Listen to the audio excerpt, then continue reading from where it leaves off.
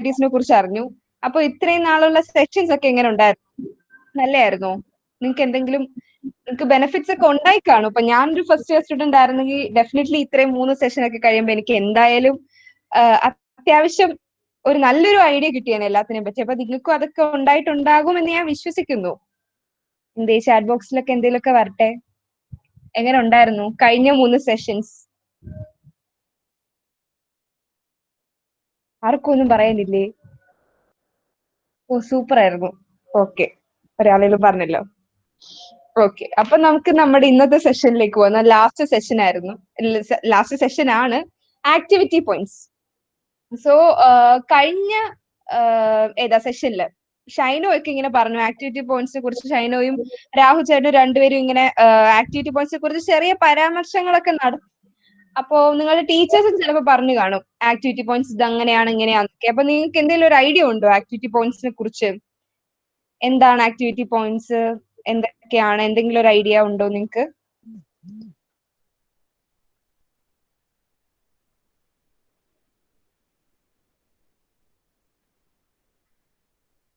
ആർക്കും ഒരു ഐഡിയ ഇല്ല അതിനെ പറ്റി. ആർക്കും ഇവരാരും കേട്ടിട്ടില്ലെന്നുണ്ട്. ആർക്കും ഇല്ലല്ലേ? ഓ, നിങ്ങളുടെ ടീച്ചേഴ്സ് ആരും ഇപ്പൊ പറഞ്ഞിട്ടില്ല. അപ്പൊ എന്തായാലും നന്നായി. നിങ്ങൾക്ക് ആദ്യമായിട്ട് നമ്മൾ എന്താണ് ആക്ടിവിറ്റി പോയിന്റ്സ് എന്താന്നൊക്കെ ഇപ്പൊ എന്താ ബാക്കി വരും.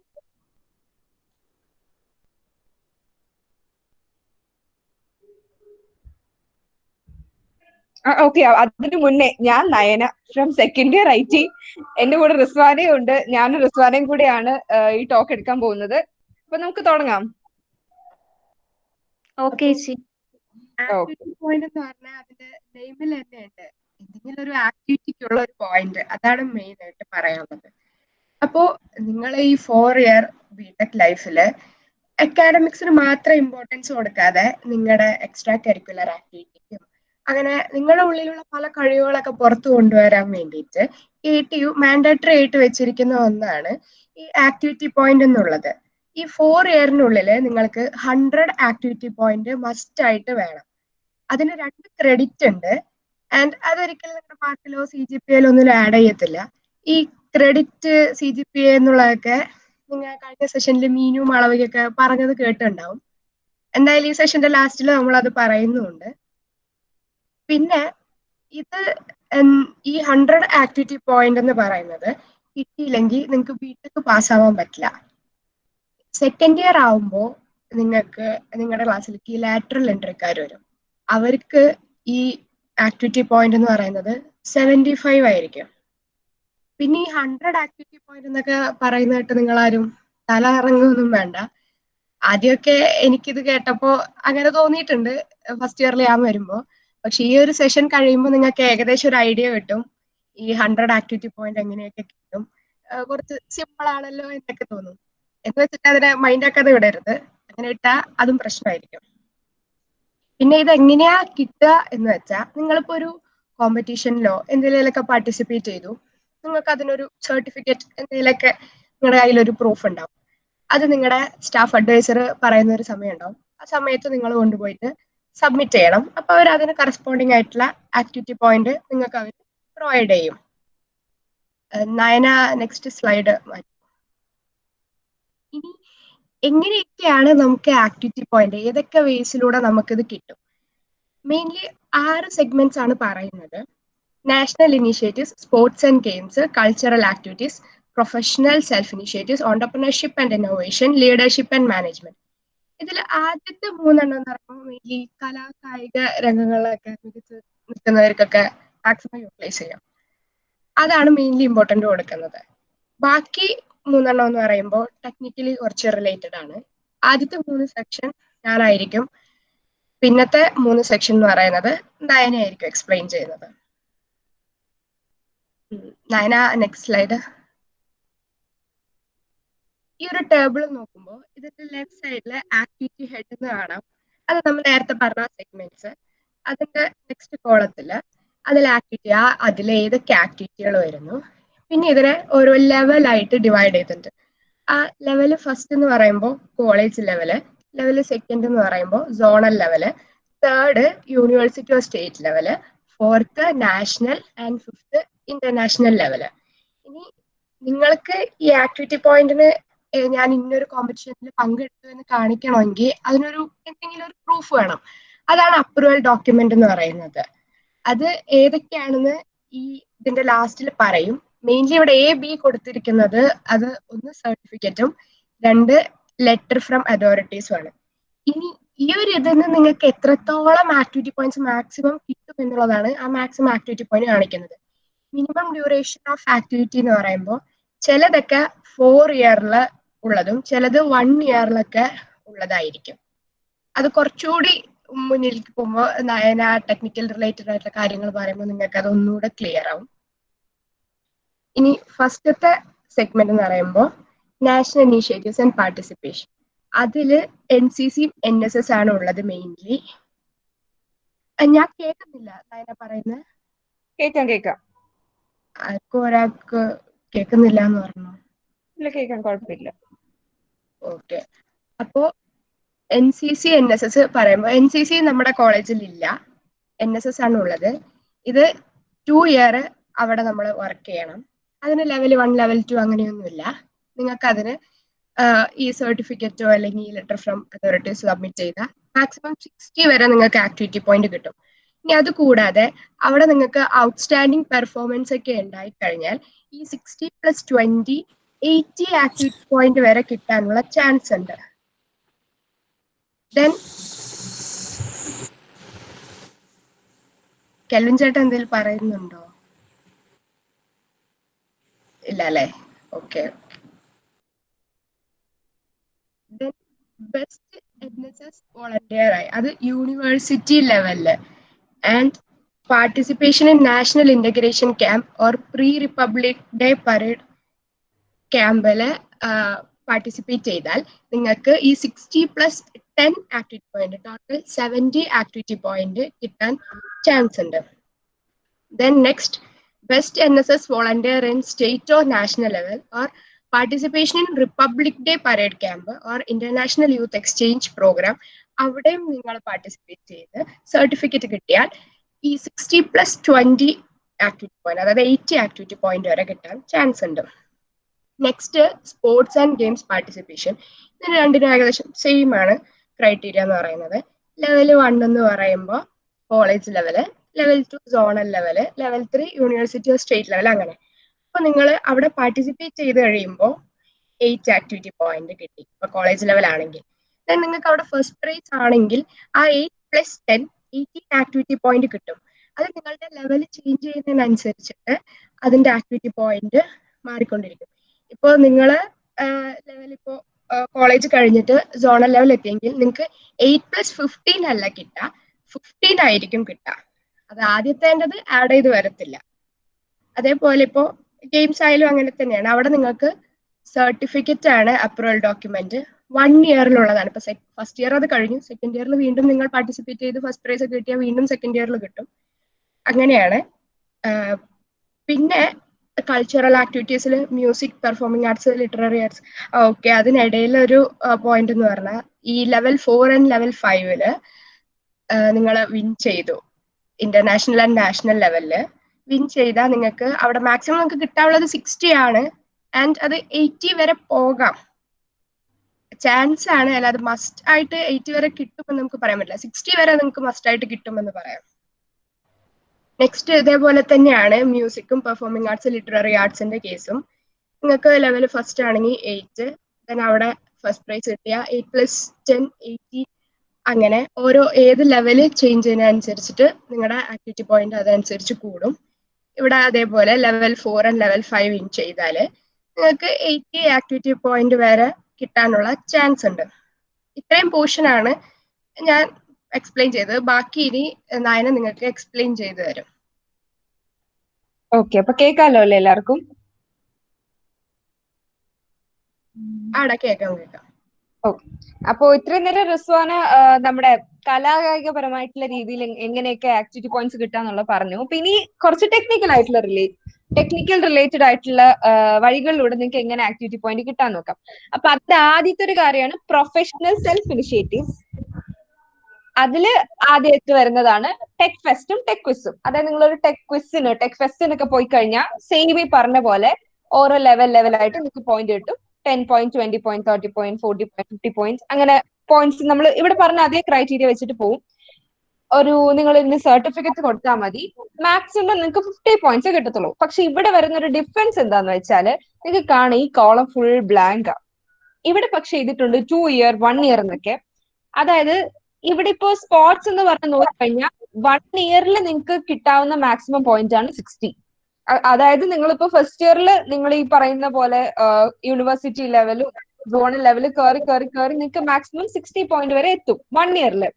അതുപോലെ ഇവിടെ പക്ഷെ അതുപോലെ നിങ്ങൾക്ക് ഇവിടെ സെക്കൻഡ് ഇയർ ആകുമ്പോഴും നിങ്ങൾക്ക് ഈ 60 പോയിന്റ് നേടാം, തേർഡ് ഇയർ ആകുമ്പോഴും 60 പോയിന്റ് നേടാം, അല്ലെ? എവറി ഇയർ നിങ്ങൾക്ക് മാക്സിമം പോയിന്റ് 60 കിട്ടും.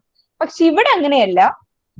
ഈ 4 വർഷം കൂടെ ചേർത്ത് മാത്രമേ 50 പോയിന്റ് കിട്ടത്തുള്ളൂ.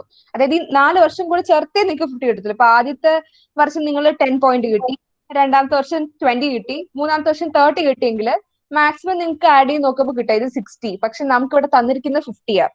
സോ നമുക്ക് ആ 50 കിട്ടത്തുള്ളൂ. അതായത് ഇനി വരുന്ന എല്ലാ കാറ്റഗറിയും 4 ഇയേഴ്സിനുള്ളത്. അതായത് ഒരു വർഷത്തേക്കല്ല, 4 ഇയേഴ്സിനും കൂടെ ചേർത്തിട്ടാണ് ഈ പറയുന്ന മാക്സിമം പോയിന്റ് വരുന്നത്.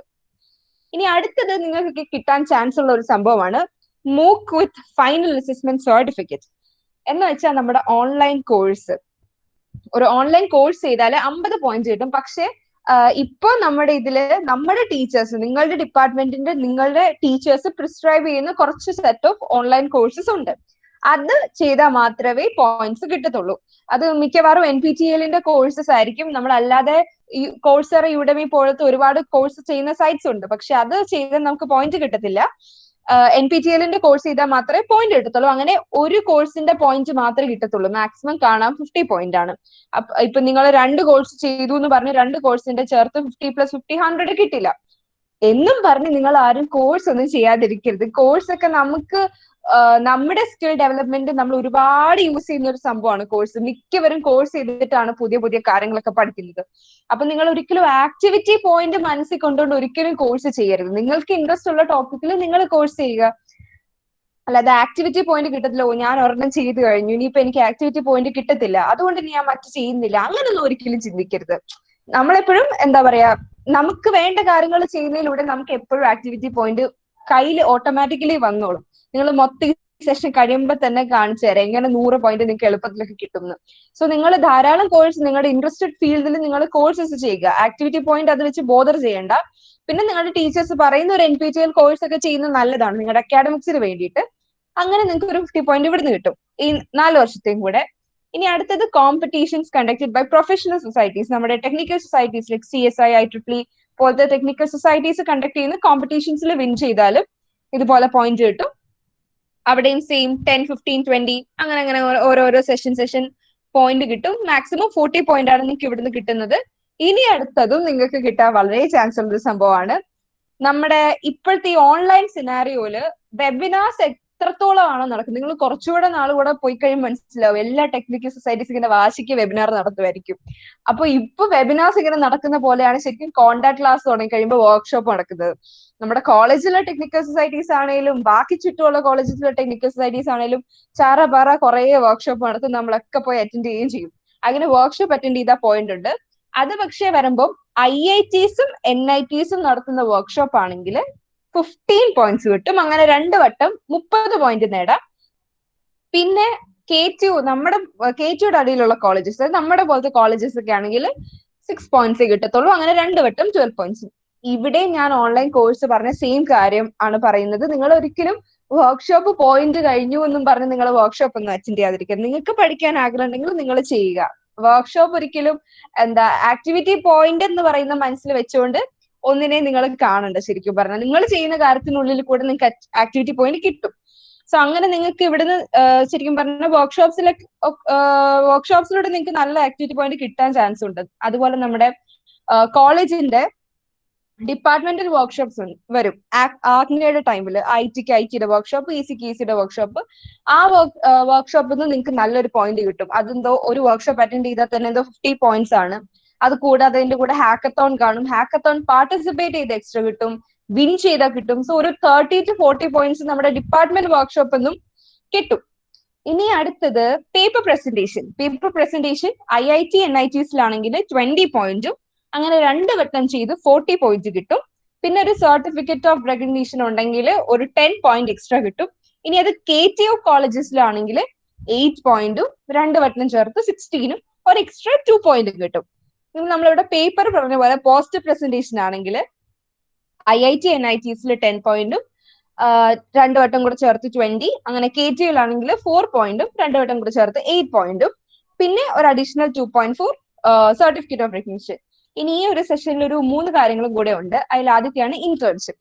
ഇന്റേൺഷിപ്പും മിക്കവരും ചെയ്യുന്ന ഒരു കാര്യമാണ്. മിക്കവരും 4th ഇയർ ഒക്കെ ആകുമ്പോൾ ഇന്റേൺഷിപ്പ് ഒക്കെ ചെയ്യും.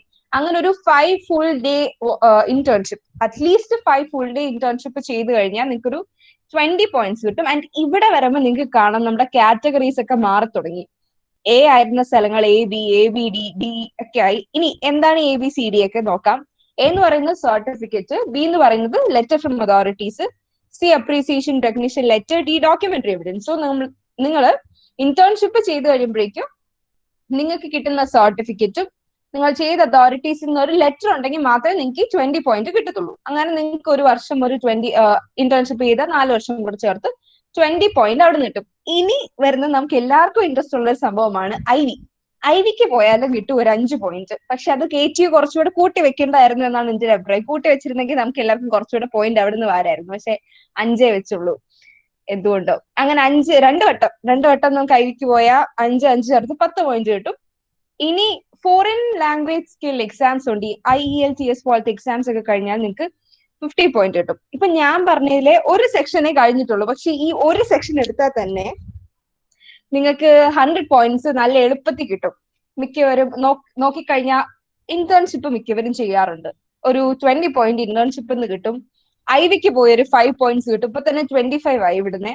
ഇനി പുറകിലോട്ട് പോയി നോക്കിയാൽ ഒരു വർക്ക്ഷോപ്പ് നമ്മുടെ കോളേജില് NIT കാലിക്കറ്റിന്റെ തത്വയുണ്ട്. തത്വയിലൊക്കെ മിക്കവരും പോകും വർക്ക്ഷോപ്പ് അറ്റൻഡ് ചെയ്യാൻ. ഒരുപാട് പേര് പോകും. അപ്പൊ നിങ്ങളും മിക്കവാറും പോകും. അറ്റ്ലീസ്റ്റ് കോഴിക്കോട് ഒന്ന് കറങ്ങാൻ വേണ്ടിയിട്ടാണെങ്കിലും നിങ്ങൾ തത്വയുടെ വർക്ക്ഷോപ്പ് പോയി അറ്റൻഡ് ചെയ്യും. അപ്പൊ അങ്ങനെ തന്നെ ഇവിടുന്ന് അവിടെ ഒരു 2 വട്ടമൊക്കെ പോയി ഒരു 30 പോയിന്റ് അങ്ങനെ കിട്ടും. അപ്പൊ തന്നെ 55 ആയി. പിന്നെ നമ്മുടെ KTU കോളേജസിൽ നിന്നും നമ്മുടെ കോളേജസിൽ നിന്നും ഒക്കെ എന്തായാലും ഒരു 2 വർക്ക്ഷോപ്പ് മിനിമം നിങ്ങൾ അറ്റൻഡ് ചെയ്തിരിക്കും. അവിടുന്ന് കിട്ടിയ ഒരു 12, അപ്പൊ തന്നെ 67 ആയി. ഇനി ഒരു മൂക്ക് കോഴ്സ്, നിങ്ങളുടെ അക്കാഡമിക് ബേസ്ഡ് ആയിട്ടുള്ള ഒരു മൂക്ക് കോഴ്സ് മിക്കവരും ചെയ്യും. സോ ഇത്രയും നോക്കിയാൽ തന്നെ ഒരു 100 പോയിന്റിനുള്ളത് ഇപ്പോഴെ തന്നെ ആയി. എന്തായാലും നിങ്ങൾ 4 ഇയേഴ്സ് കഴിയുമ്പോൾ 100ന്റെ അപ്പുറത്തേക്ക് നിങ്ങളുടെ ആക്ടിവിറ്റി പോയിന്റ് എന്തായാലും പോയിരിക്കും. അപ്പൊ അത് ഓർത്ത് ആരും ബോധർ ചെയ്യേണ്ട ആവശ്യമില്ല. ഇനി അടുത്ത വരുന്ന കാറ്റഗറി നിങ്ങളുടെ ഉള്ളിലെ ഓൺടർപ്രണേഴ്സ് ഒക്കെ ഉണ്ടെങ്കിൽ, ഒരു സ്റ്റാർട്ടപ്പ് കമ്പനിയൊക്കെ തുടങ്ങാൻ പ്ലാൻ ഇട്ടിരിക്കുന്നവരൊക്കെ ഉണ്ടെങ്കിൽ അവർക്ക് വേണ്ടിയിട്ടുള്ളതാണ് ഈ ലാസ്റ്റ് സെഷൻ അല്ല ഇനി വരുന്നത്. അതായത് ഒരു സ്റ്റാർട്ടപ്പ് കമ്പനി ലീഗലി രജിസ്റ്റർ ചെയ്താൽ നിങ്ങൾക്ക് 60 പോയിന്റ് കിട്ടും. അതിനൊക്കെ പക്ഷെ ഡോക്യുമെന്ററി എവിഡൻസ് വേണം. നമ്മുടെ സർട്ടിഫിക്കറ്റ് ഒന്നും കണ്ട് കാര്യമില്ല. ഇനി ഒരു പേറ്റന്റ് ഫയൽ ചെയ്താൽ 30 പോയിന്റ് കിട്ടും. പേറ്റന്റ് പബ്ലിഷ് ചെയ്താൽ 35 കിട്ടും. അത് അപ്രൂവ് ആയി വന്നാൽ 50, ലൈസൻസ് ചെയ്താൽ 80 പോയിന്റ്. ഈ പേറ്റന്റിന്റെ സ്ഥലം നോക്കുമ്പോൾ തന്നെ അത്യാവശ്യം നല്ല പോയിന്റ് കിട്ടുന്ന ഒരു സെക്ഷനായി ഈ വരുന്നൊരു സെക്ഷൻ. ഇനി ഒരു പ്രോട്ടോടൈപ്പ് ഡെവലപ്പ് ചെയ്യാൻ ടെസ്റ്റ് ചെയ്യാൻ ചെയ്താൽ 60 പോയിന്റ്. നിങ്ങൾ ഡെവലപ്പ് ചെയ്ത എന്തെങ്കിലും ഒരു പ്രൊഡക്റ്റിന് ഒരു അവാർഡ് കിട്ടിയാൽ 60 പോയിന്റ്.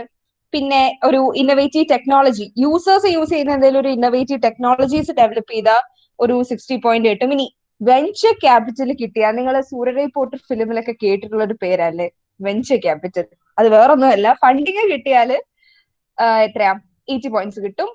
ഇനി നിങ്ങള് സ്റ്റാർട്ടപ്പ് കമ്പനിയിൽ 15,000 പെർ മന്ത് സാലറി വെച്ചിട്ട് അറ്റ്ലീസ്റ്റ് 2 പേർക്ക് എംപ്ലോയ്മെന്റ് കൊടുത്താൽ 80 പോയിന്റ്സ് കിട്ടും. ഇനി ലാസ്റ്റ് ആയിട്ട് ഒരു സൊസൈറ്റൽ ഇന്നോവേഷൻസ് എന്തെങ്കിലും ചെയ്താൽ ഒരു 50 പോയിന്റ്സ് കിട്ടും. സോ ഈ ഒരു സെഷൻ, ഈ ഓൺടർപ്രണർഷിപ്പ് ആൻഡ് ഇന്നോവേഷൻ എന്ന് പറയുന്ന സെഷൻ തന്നെ എടുത്താൽ നല്ല പോയിന്റ്സ് കിട്ടാനുള്ള ചാൻസ് ഉണ്ട്. സോ അങ്ങനെ സ്റ്റാർട്ടപ്പ് ഒക്കെ തുടങ്ങാൻ ആഗ്രഹിക്കുന്നവരുണ്ടെങ്കിൽ നിങ്ങൾക്ക് പറ്റിയ ഒരു നല്ലൊരു ഫീൽഡാണിത്, ഈ ഒരു സെക്ഷൻ. ഇനി നമ്മുടെ ലാസ്റ്റ് സെക്ഷൻ എന്ന് പറയുന്നത് നിങ്ങൾക്ക് ഈ ഇരിക്കുന്ന എല്ലാവർക്കും ഒക്കെ കിട്ടാൻ ചാൻസ് ഉള്ള ഒരു സംഭവം ഉണ്ട്. ആദ്യം തന്നെ സ്റ്റുഡന്റ് പ്രൊഫഷണൽ സൊസൈറ്റീസ്, നമ്മുടെ CSI ഉൾപ്പെടെയുള്ള സൊസൈറ്റീസിൽ വോളണ്ടിയർ എന്ന് പറയുന്നത് നമ്മുടെ മെമ്പർഷിപ്പ് എടുക്കുന്ന ഏതൊരാളും വോളണ്ടിയർ ആണ്. സോ അങ്ങനെ ഒരു മെമ്പർ ആയാൽ, ടെക്നിക്കൽ സൊസൈറ്റീസിൽ മെമ്പർ ആയാൽ നിങ്ങൾക്ക് ഒരു 5 പോയിന്റ്സ് കിട്ടും. ഇനി അതിന്റെ സബ് കോർഡിനേറ്റേഴ്സ്, സബ് കമ്മിറ്റീസ് ഉണ്ട് മിക്ക സൊസൈറ്റീസിനും. അങ്ങനെ സബ് കോർഡിനേറ്റേഴ്സ് ആയാൽ ഒരു 10 പോയിന്റ് കിട്ടും. പിന്നെ ഇതിന്റെ കോർ കോർഡിനേറ്റർ, അതായത് എക്സിക്കോമിൽ കയറി കഴിഞ്ഞാൽ ഒരു 15 പോയിന്റ്സ് കിട്ടും. അങ്ങനെ നിങ്ങൾക്ക് ഒരു സൊസൈറ്റിന്ന് 40 പോയിന്റ്സ് കിട്ടും.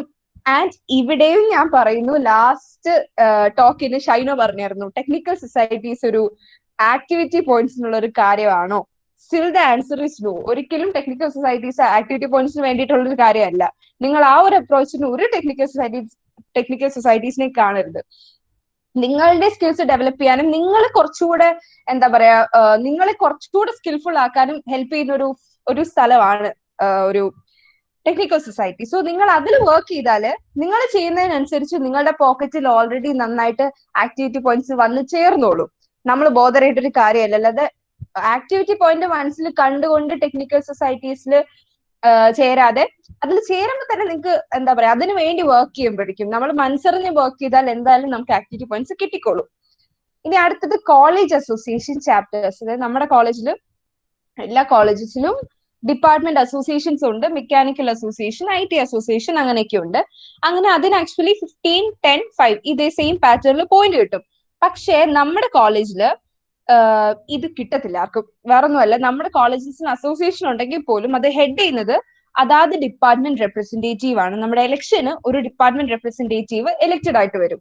IT അസോസിയേഷൻ അങ്ങനെ ഓരോരുത്തർക്കും ഒരു ഡിപ്പാർട്ട്മെന്റ് റെപ്രസെന്റേറ്റീവ് ഉണ്ട്. അപ്പോ അയാളാണ് ഹെഡ് ചെയ്യുന്നത്. അയാൾക്ക് അണ്ടറിൽ ഒരു ടീം ഒന്നുമില്ല. ഒരൊറ്റയാൾ പട്ടാളം പോലെ പുള്ളിയായിരിക്കും ഈ അസോസിയേഷൻസ് ഒക്കെ ഹെഡ് ചെയ്യുന്നത്. സോ ഡിപ്പാർട്ട്മെന്റ് റെപ്രസെന്റേറ്റീവിന് ഒരു 15 പോയിന്റ് കിട്ടും. ഈ ബാക്കി 10ഉം 5ഉം പോയിന്റ് കിട്ടാൻ വേണ്ടി ആരും ഇല്ല. ഇനി അടുത്തത്, അതും നിങ്ങൾക്കൊക്കെ നിങ്ങളുടെ ആക്റ്റീവ് പിള്ളേർക്കൊക്കെ കിട്ടുന്ന ഒരു കാര്യമാണ് ഫെസ്റ്റിവൽസ് ആൻഡ് ടെക്നിക്കൽ ഈവെന്റ്സ്. അതായത് നമ്മുടെ ആഗ്നേയ, സർഗം പോലത്തെ ടെക്നിക്കൽ ഈവെന്റ്സിനൊക്കെ നിങ്ങൾ വോളണ്ടിയർ ചെയ്താൽ, പാർട്ടിസിപ്പേറ്റ് ചെയ്താലല്ല, നിങ്ങൾ വോളണ്ടിയർ ചെയ്താൽ, അതിന്റെ അണിയറയിൽ പ്രവർത്തിച്ചാൽ നിങ്ങൾക്ക് പോയിന്റ്സ് കിട്ടും. അപ്പം ആദ്യത്തെയാണ് വോളണ്ടിയർ. നിങ്ങൾ ഫസ്റ്റ് ഇയർ പിള്ളേരാണ് ആഗ്നയുടെ ഒക്കെ വോളണ്ടിയർ. നിങ്ങൾക്കൊരു ടീമിന് ഒരു പേരൊക്കെ ഉണ്ട്, റാപ്പിഡ് ആക്ഷൻ ടീം എന്നൊക്കെ പറഞ്ഞ്, റാറ്റ്. അപ്പൊ റാറ്റ് മെമ്പേഴ്സ് ഒക്കെ ആയ ഇതേപോലെ പോയിന്റ് ഒക്കെ കിട്ടും. ഇനി പിന്നെ നടക്കുന്ന ഓരോ ഇവന്റിനും ഒരു ഹെഡും കോഹെഡ് ഒക്കെ കാണും. അപ്പോൾ അതുപോലെ അതിന്റെ കമ്മിറ്റിയിലൊക്കെ കയറിയാൽ, അതിന്റെ കോർഡിനേറ്റേഴ്സ് ഒക്കെ ആയാലും ഈ പറയുന്ന അനുസരിച്ച് 10 to 15 പോയിന്റ്സ് നിങ്ങൾക്ക് കിട്ടും. അങ്ങനെ ഒരു ഈ പറഞ്ഞ പോലെ ആഗ്നയിലൊക്കെ അണിയറയിൽ പ്രവർത്തിച്ചാൽ നിങ്ങൾക്ക് ഒരു 40 പോയിന്റ്സ് അതിൽ നിന്ന് കിട്ടും. ഇനി second last one is hobby clubs. നമ്മുടെ കോളേജിൽ പല ഹോബി ക്ലബ്സ് ഉണ്ട്. നിങ്ങൾക്ക് അറിയാവുന്ന അറിയില്ല. മ്യൂസിക് ക്ലബ് ഉണ്ട്, ഡാൻസ് ക്ലബ് ഉണ്ട്, ഫോട്ടോഗ്രാഫി ക്ലബ് ഉണ്ട്, ഫിലിം ക്ലബ് ഉണ്ട്, സിൽവർ സ്ക്രീൻ എന്നൊക്കെ പറഞ്ഞ് നിങ്ങൾ പോസ്റ്റേഴ്സ് ഒക്കെ കണ്ടു കാണും സിൽവർ സ്ക്രീനിന്റെ ഒക്കെ. അപ്പൊ സിൽവർ സ്ക്രീനൊക്കെ ഒരു എക്സിക്കോം ഉണ്ട്. അപ്പൊ അതിലൊക്കെ കയറിയാലും ഇതേപോലെ നമ്മുടെ സെയിം പാറ്റേണിൽ നിങ്ങൾക്ക് കിട്ടും.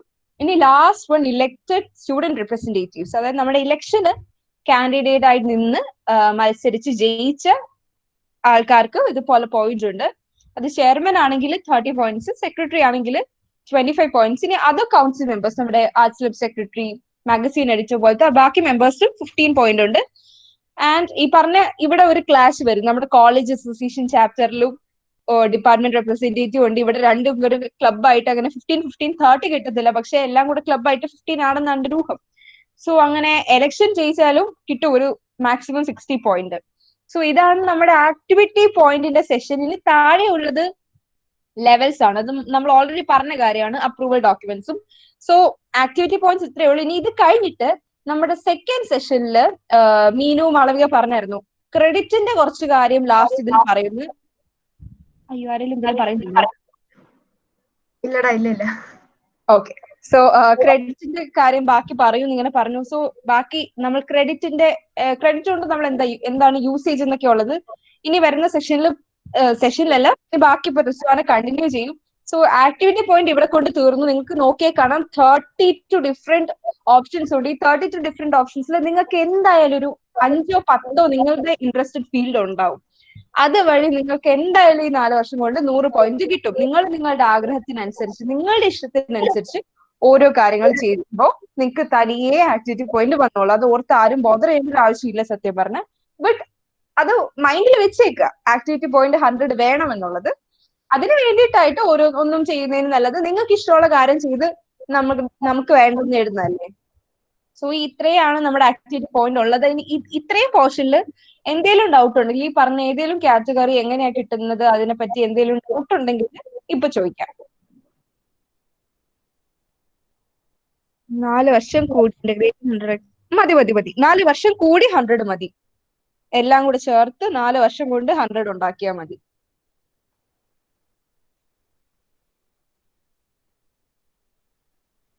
ഇനി എന്തെങ്കിലും ഉണ്ടോ? ലാസ്റ്റ് അപ്പൊ നമുക്ക് എല്ലാം കഴിഞ്ഞിട്ടൊരു ഡൗട്ട് ക്ലിയറൻസ് സെഷൻ വെക്കാൻ നേരം. അയ്യോ എന്തോന്നു പാർട്ടിസിപ്പേഷൻ പോയിന്റ് നമ്മുടെ ഈ പറഞ്ഞ പോലെ വർക്ക്ഷോപ്പിനൊക്കെ കിട്ടും. വർക്ക്ഷോപ്പിനൊക്കെ പാർട്ടിസിപ്പേഷൻ പോയിന്റ് ഉണ്ട്. എനിക്ക് തോന്നുന്നു ടെക് ഫെസ്റ്റിനൊക്കെ എങ്ങനെയാണോ? ഈ വർക്ക്ഷോപ്പ് മാത്രമല്ല കേട്ടോ, സെമിനാർസിനൊക്കെ ഉണ്ട് കേട്ടോ. വർക്ക്ഷോപ്പ് സെമിനാർസിനൊക്കെ. പക്ഷെ വെബിനാറിന്റെ സർട്ടിഫിക്കറ്റിനൊന്നും പോയിന്റ് ഇല്ല എന്നാണ് എൻ്റെ ഒരു വിശ്വാസം. ഓൺലൈൻ വെബിനാർസിന്റെ സർട്ടിഫിക്കറ്റിന് പോയിന്റ് ഇല്ലല്ലോ. ഈ വർക്ക്ഷോപ്സിനും സെമിനാർസിനൊക്കെ ഉള്ളൂ പോയിന്റ്. ബാക്കി അപ്പൊ കണ്ടിന്യൂ ചെയ്യാല്ലേ? ഒന്നും ഇല്ലല്ലോ. ആർക്കെങ്കിലും എന്തെങ്കിലും ഉണ്ടോ? റിസ്വാന തുടങ്ങിക്കോ. അപ്പോ നമ്മള് നമ്മുടെ പ്ലസ് ടുവിലോ 10th പഠിക്കുമ്പോ അവസാനം ഫൈനൽ റിസൾട്ട് വരുമ്പോ നമ്മളിങ്ങനെ പറയൂലോ, എനിക്ക് ഇത്ര പെർസെന്റേജ്, എനിക്ക് 95% ആയിരുന്നു, 96% ആയിരുന്നു, ഇങ്ങനെയൊക്കെ എനിക്ക് ഇത്ര പെർസെന്റേജ് ആയിരുന്നു മാർക്ക് എന്ന് പറയാം. അതുപോലെ നമ്മൾ ഇവിടെ പറയാ എനിക്ക് ഇത്ര ഗ്രേഡ് പോയിന്റ് ആണെന്നാണ്. അപ്പോ മെയിൻലി ഇത് 2 ടൈപ്പ് ആണുള്ളത്, SGPA ആൻഡ് CGPA. SGPA പറയുമ്പോൾ സെമസ്റ്റർ ഗ്രേഡ് പോയിന്റ് ആവറേജും and CGPA cumulative grade point ആവറേജും. ആ നെയിമിൽ തന്നെ നമുക്ക് കുറച്ചൊക്കെ മനസ്സിലാക്കാം. SGPA എന്ന് പറഞ്ഞാൽ സെമസ്റ്റർ ഗ്രേഡ് പോയിന്റ്. അപ്പൊ സെമസ്റ്ററിലെ കാര്യവും മറ്റേത് ഒരു കോഴ്സിലെ കാര്യമായിരിക്കും അവർ പറയുന്നത്. അതിന് താഴെ അതിന്റെ ഒരു ഇക്വേഷൻ കൊടുത്തിട്ടുണ്ട്. നോക്കുമ്പോൾ രണ്ടിനും സെയിം ഇക്വേഷൻ ആണ്. അപ്പോ നിങ്ങൾ ചിന്തിക്കുക, അയ്യോ ഇപ്പൊ രണ്ടും ഒന്നല്ലേ വരണ്ടേ? പക്ഷെ രണ്ടും ഒന്നല്ല, രണ്ടും ഡിഫറെന്റ് ആണ്. അപ്പോൾ അത് കാൽക്കുലേറ്റ് ചെയ്യുന്ന ഇക്വേഷൻ പറയുമ്പോൾ sigma C I into GPI divided by sigma C I എന്ന് പറയുമ്പോൾ ക്രെഡിറ്റും GPI എന്ന് പറയുമ്പോൾ ഗ്രേഡ് പോയിന്റും. അപ്പൊ ക്രെഡിറ്റിനെ പറ്റി പറയുമ്പോൾ കഴിഞ്ഞ സെഷനിൽ മീനു മാളവി അവർ പറഞ്ഞായിരുന്നു, ഒരു സബ്ജക്റ്റിന്റെ ക്രെഡിറ്റ് എത്രയാണോ അത് വെച്ചിട്ടാണ് അതിന്റെ ഇമ്പോർട്ടൻസ് നിങ്ങൾ നോക്കുക എന്നുള്ളത്. അപ്പൊ ക്രെഡിറ്റ് കൂടുതലുള്ള സബ്ജക്ട് നമ്മൾ കൂടുതൽ ഇമ്പോർട്ടൻസ് കൊടുത്ത് പഠിക്കണം. ഇപ്പൊ മാത്സിനൊക്കെ ആണെങ്കിൽ 4 ഒക്കെ വരും ക്രെഡിറ്റ്. അപ്പൊ അത്ര ഇമ്പോർട്ടൻസ് ആ സബ്ജക്റ്റിന് നമ്മൾ കൊടുക്കണം. അതാണ് നെക്സ്റ്റ് സ്ലൈഡ് ഒന്ന് കാണിക്കൂ. ഇതാണ് ഗ്രേഡ് പോയിന്റ് എന്ന് പറയുന്നത്. അപ്പോ നമ്മളിപ്പോ പ്ലസ് ടുവിലൊക്കെ കണ്ടിട്ടില്ലേ, ഇപ്പോ 100ലാണ് എക്സാം എങ്കിൽ 92 to 100 വരുമ്പോൾ നമുക്കത് A+ ആയിരിക്കും. അതുപോലെ ഇവിടെ 90%-ന് എബവ് ആണ് ആ ഒരു സബ്ജക്റ്റിലുള്ള നമ്മുടെ മാർക്ക് എങ്കിൽ അവിടെ നമുക്ക് കിട്ടുന്ന ഗ്രേഡ് പോയിന്റ് എന്ന് പറയുന്നത് 10 ആയിരിക്കും. അവിടെ A+ന് പകരം നമുക്കിവിടെ O. അതുപോലെ ഇൻ ബിറ്റ്വീൻ 85% ആൻഡ് 90% ആണെങ്കിൽ 9 ആയിരിക്കും ഗ്രേഡ് പോയിന്റ്, A+ ആയിരിക്കും ഗ്രേഡ്. ഇതാണ് ഈ ഗ്രേഡ് പോയിന്റിനെ പറ്റി പറയുന്നത്. പ്രീവിയസ് സ്ലൈഡ് ഒന്ന് കാണിക്കൂ. ഇപ്പൊ SGPA കാൽക്കുലേറ്റ് ചെയ്യുമ്പോൾ ഇപ്പൊ നമുക്കിപ്പോ ഫസ്റ്റ് സെമ്മിന്റെ റിസൾട്ട് വന്നു. അപ്പൊ എനിക്കിപ്പോ മാത്സില് 90% അബവ് മാർക്ക് ഉണ്ട്. അപ്പൊ എനിക്ക് ഗ്രേഡ് പോയിന്റ് എന്ന് പറയുന്നത് 10 ആയിരിക്കും. അതിന്റെ ക്രെഡിറ്റ് 4. അപ്പൊ 10 into 4. പിന്നെ നെക്സ്റ്റ് ഫിസിക്സ് വരും. ഫിസിക്സിനും 4 തന്നെയാന്ന് തോന്നുന്നു ക്രെഡിറ്റ്. 4 എനിക്ക് അതിന് കിട്ടിയ ഗ്രേഡ് പോയിന്റ് എന്ന് പറയുന്നത് 9 ആയിരിക്കും. അപ്പൊ 9 into 4. അങ്ങനെ ഇതെല്ലാം മൾട്ടിപ്ലൈ ചെയ്തിട്ട് അതിന്റെ സം എടുക്കുക, ഡിവൈഡഡ് ബൈ ടോട്ടൽ ക്രെഡിറ്റ് ആ ഒരു സെമ്മിൽ എന്ന് പറയുമ്പോൾ 17 ആയിരിക്കും. അപ്പോൾ അത് കാൽക്കുലേറ്റ് ചെയ്ത് കിട്ടുന്നതാണ് SGPA എന്ന് പറയുന്നത്. ദെൻ CGPA എന്ന് പറയുമ്പോഴിപ്പോ നമ്മൾ ഇപ്പോ എന്നെ സംബന്ധിച്ച് ഞാൻ ഇപ്പോ S1 കഴിഞ്ഞു, S2 കഴിഞ്ഞു, S3 ആയി. അപ്പൊ എനിക്ക് S1-ലെയും S2-ലെയും 2 സെമ്മിലെയും എനിക്ക് SGPA കിട്ടിയിട്ടുണ്ടാവും. ഇത് രണ്ടും കൂടി സം ചെയ്ത് കിട്ടുന്നതാണ്, അതിന്റെ ആവറേജ് ആണ് CGPA എന്ന് പറയുന്നത്. അപ്പോൾ അത് കാൽക്കുലേറ്റ് ചെയ്യുമ്പോൾ എനിക്ക് ഫസ്റ്റ് സെമ്മില് ടോട്ടൽ കിട്ടുന്ന ക്രെഡിറ്റ് ആൻഡ് ടോട്ടൽ കിട്ടിയ ഗ്രേഡ് പോയിന്റ് ഇത് ഡിവൈഡഡ് ബൈ അത് രണ്ടും കൂടെ അതിന്റെ മൾട്ടിപ്ലൈ ചെയ്തിട്ടുള്ളതിന്റെ ഒക്കെ സമ്മ് ഡിവൈഡഡ് ബൈ ടോട്ടൽ അത്രയും കിട്ടിയ ക്രെഡിറ്റ് ചെയ്യുമ്പോൾ നമുക്ക് CGPA കിട്ടും. ഇപ്പോ റിസൾട്ട് ഒക്കെ വരുമ്പോൾ നിങ്ങൾക്ക് കാണാൻ പറ്റും. നമുക്ക് എല്ലാവരും പറയും സെമസ്റ്റർ ടോപ്പർ, കോഴ്സ് ടോപ്പർ എന്ന് പറയും. ചിലപ്പോൾ രണ്ടു പേരാവും. കാരണം ചിലപ്പോൾ ആ സെമ്മിൽ കൂടുതൽ മാർക്ക് കിട്ടിയ ആള് അത്രയും സെമ്മിന്റെ ആവറേജ് എടുക്കുമ്പോൾ ടോപ്പർ ആവണമെന്നില്ല. രണ്ടും ചിലപ്പോൾ ഡിഫറെന്റ് ആവും, ചിലപ്പോൾ സെയിം ആയിരിക്കാം. പിന്നെ ഇതാണ് മെയിൻലി ഈ CGPA SGPA പറ്റി പറയാനുള്ളത്. നിങ്ങൾക്ക് ഇനി എന്തെങ്കിലും ഡൗട്ട് ഉണ്ടെങ്കിൽ അത് ചോദിക്കുക. ഇതാണ് നമ്മുടെ അതിന് മുൻപായിട്ടേ അല്ല ഇത് പറഞ്ഞോ ഇത് കഴിയട്ടെ, എന്നിട്ട് ഒരു കാര്യം കൂടെ ഉണ്ട്. എന്തെങ്കിലും ഡൗട്ട് ആർക്കെങ്കിലും ഉണ്ടോ? ചേച്ചി CGPA ഒന്നും കൂടെ പറയാവോ? അതായത് ഇപ്പോ ഫസ്റ്റ് ഇയറിൽ നിങ്ങൾ പഠിക്കുമ്പോൾ നിങ്ങൾക്ക് SGPയും CGPയും സെയിം ആയിരിക്കും. കാരണം നിങ്ങൾ ഫസ്റ്റ് സെമ്മേ കഴിഞ്ഞിട്ടുള്ളൂ. അപ്പോൾ എന്നെ സംബന്ധിച്ചപ്പോൾ ഞാൻ S1 കഴിഞ്ഞു, S2 കഴിഞ്ഞു, S3 കഴിഞ്ഞു എന്നിരിക്കട്ടെ. അപ്പൊ എനിക്ക് 3 സെമ്മിലെ എന്റെ റിസൾട്ട് വന്നു. ഇതിന്റെ എല്ലാത്തിന്റെയും ആവറേജ് ആയിരിക്കും CGPA. സെയിം ഇക്വേഷൻ ആണ്. എന്നിരുന്നാൽ ഇപ്പൊ ഫസ്റ്റ് സെമ്മിലെ ക്രെഡിറ്റ് 17. ആ സെമ്മിൽ എനിക്ക് ടോട്ടൽ ഒരു ഗ്രേഡ് പോയിന്റ് കിട്ടിയിട്ടുണ്ടാവും. ആ ഗ്രേഡ് പോയിന്റ് മൾട്ടിപ്ലൈ ചെയ്യാം. അങ്ങനെ ഓരോ സെം ഉണ്ടാവുമല്ലോ, S1ലെയും S2ലെയും S3ലെയും. ഇത് എല്ലാം കൂടെ ഇങ്ങനെ മൾട്ടിപ്ലൈ ചെയ്തിട്ട് സം ചെയ്യുക, ഡിവൈഡഡ് ബൈ അത്രയും സെമ്മിൽ എനിക്ക് കിട്ടിയ ക്രെഡിറ്റ്. അതിന്റെയൊക്കെ സമ്മ് ഡിവൈഡ് ചെയ്താൽ കിട്ടുന്നതാണ് CGPA. ക്ലിയർ ആയോ? അരുണിമ അല്ലേ ചോദിച്ചത്? ക്ലിയർ ആയി. വേറെ ആർക്കെങ്കിലും ഇനി ആക്ടിവിറ്റി പോയിന്റിനായാലും ഇതിന്റെ എന്തെങ്കിലും ഡൗട്ട് ഉണ്ടോ? ആക്ടിവിറ്റി പോയിന്റിന്റെ കാര്യം പറഞ്ഞപ്പോഴോ ഒരു കാര്യം പറയാനുണ്ട്. ഈ ആക്ടിവിറ്റി പോയിന്റ്സിന്റെ എല്ലാ കാര്യങ്ങളും ഇരിക്കുന്നത് നിങ്ങളുടെ സ്റ്റാഫ് അഡ്വൈസറിന്റെ കയ്യിലാണ്. നിങ്ങളുടെ സ്റ്റാഫ് അഡ്വൈസർ തീരുമാനിക്കും എന്ത് തരണം, എന്തിന് തരണ്ട എന്നൊക്കെയുള്ള. ചിലപ്പോൾ അവർ ഈ പറഞ്ഞ വെബിനാറിന്റെ സർട്ടിഫിക്കറ്റ് കിട്ടത്തില്ല എന്ന് പറഞ്ഞാൽ ചിലപ്പോൾ അവർക്ക് ഇതുകൊണ്ട് തരുമായിരിക്കും. ഇപ്പൊ ചില കോളേജസിലൊക്കെ അങ്ങനെ പറഞ്ഞിട്ടുണ്ട്, വെബിനാർ അറ്റൻഡ് നിങ്ങളുടെ സ്റ്റാഫ് അഡ്വൈസറിനും ഡിപ്പെൻഡ് ചെയ്തിരിക്കും. ഇപ്പൊ ചിലപ്പം തത്വയുടെ വർക്ക്ഷോപ്പിന് പോയാൽ കിട്ടത്തില്ല എന്നൊക്കെ ചിലപ്പോൾ ടീച്ചേഴ്സ് പറയും. അത് നിങ്ങളുടെ ഇതനുസരിച്ചിരിക്കും. നിങ്ങളുടെ ആ സ്റ്റാഫ് അഡ്വൈസർ തീരുമാനം ആയിരിക്കും അന്തിമം എപ്പോഴും. അതുകൊണ്ട് അതൊന്ന് നോക്കുക. വേറെ ആർക്കും ഒരു ഡൗട്ടും ഇല്ല എന്ന് വിചാരിക്കുന്നു. പ്രതീക്ഷിക്കുന്നു. എന്തെങ്കിലും ഉണ്ടോ?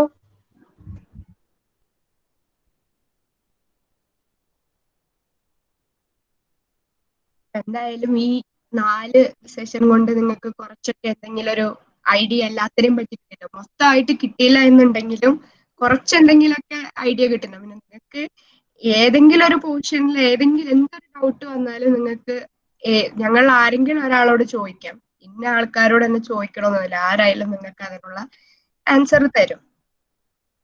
അപ്പോ അതുപോലെ എന്തെങ്കിലും ഇനി നിങ്ങൾക്ക് ഇപ്പൊ നമുക്ക് ആലോചിച്ചിട്ട് കിട്ടിയ എല്ലാ കാര്യങ്ങളും നമ്മൾ എടുത്തിട്ടുണ്ട്, ആക്ടിവിറ്റി പോയിന്റും കോളേജും എല്ലാം.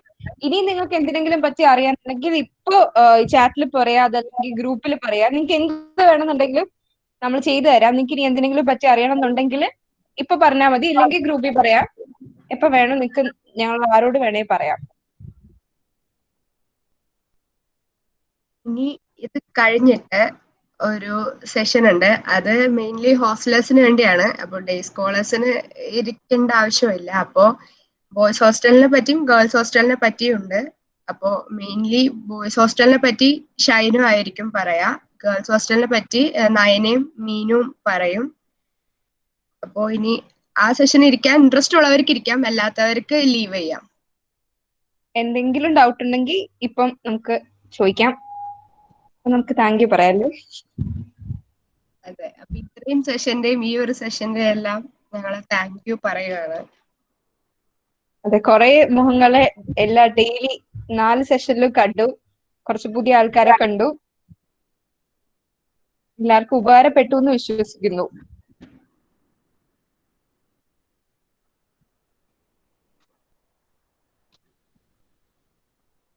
അപ്പൊ ഞാനിപ്പോ ഗ്രൂപ്പിൽ ഒരു മെസ്സേജ് ഇട്ടേക്കാം. ബാക്കി ഹോസ്റ്റലിന്റെ കാര്യം അറിയാൻ നിൽക്കുന്നവരുണ്ടെങ്കിൽ ജോയിൻ ചെയ്യാം.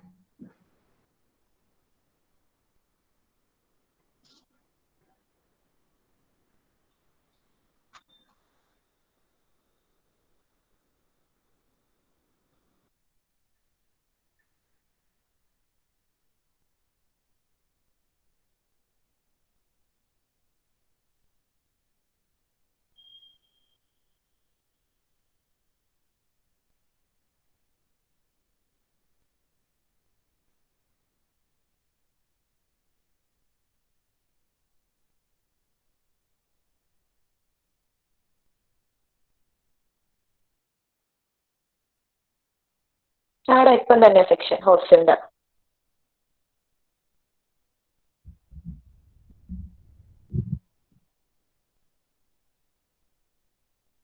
ബോയ്സ് ആരും ഇല്ലേ? ഉണ്ടോ?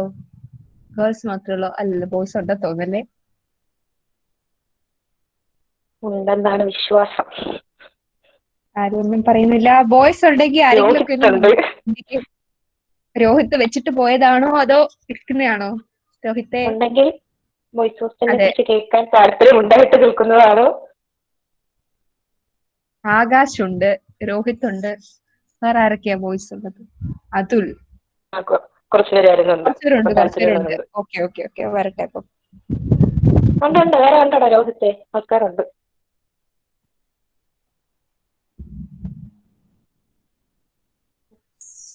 വേണ്ട, പേര് വായിച്ച് ശരിയാകത്തില്ല. അതാ കയ്യിൽ നിൽക്കുന്ന പേരല്ല. ബോയ്സ് എല്ലാരും കേറി കഴിഞ്ഞിട്ട് നമുക്ക് നോക്കാം.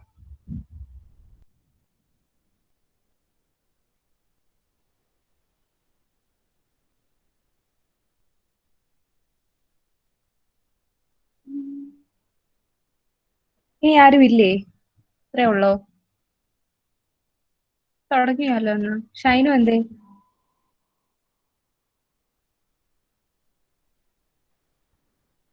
ഷൈനു?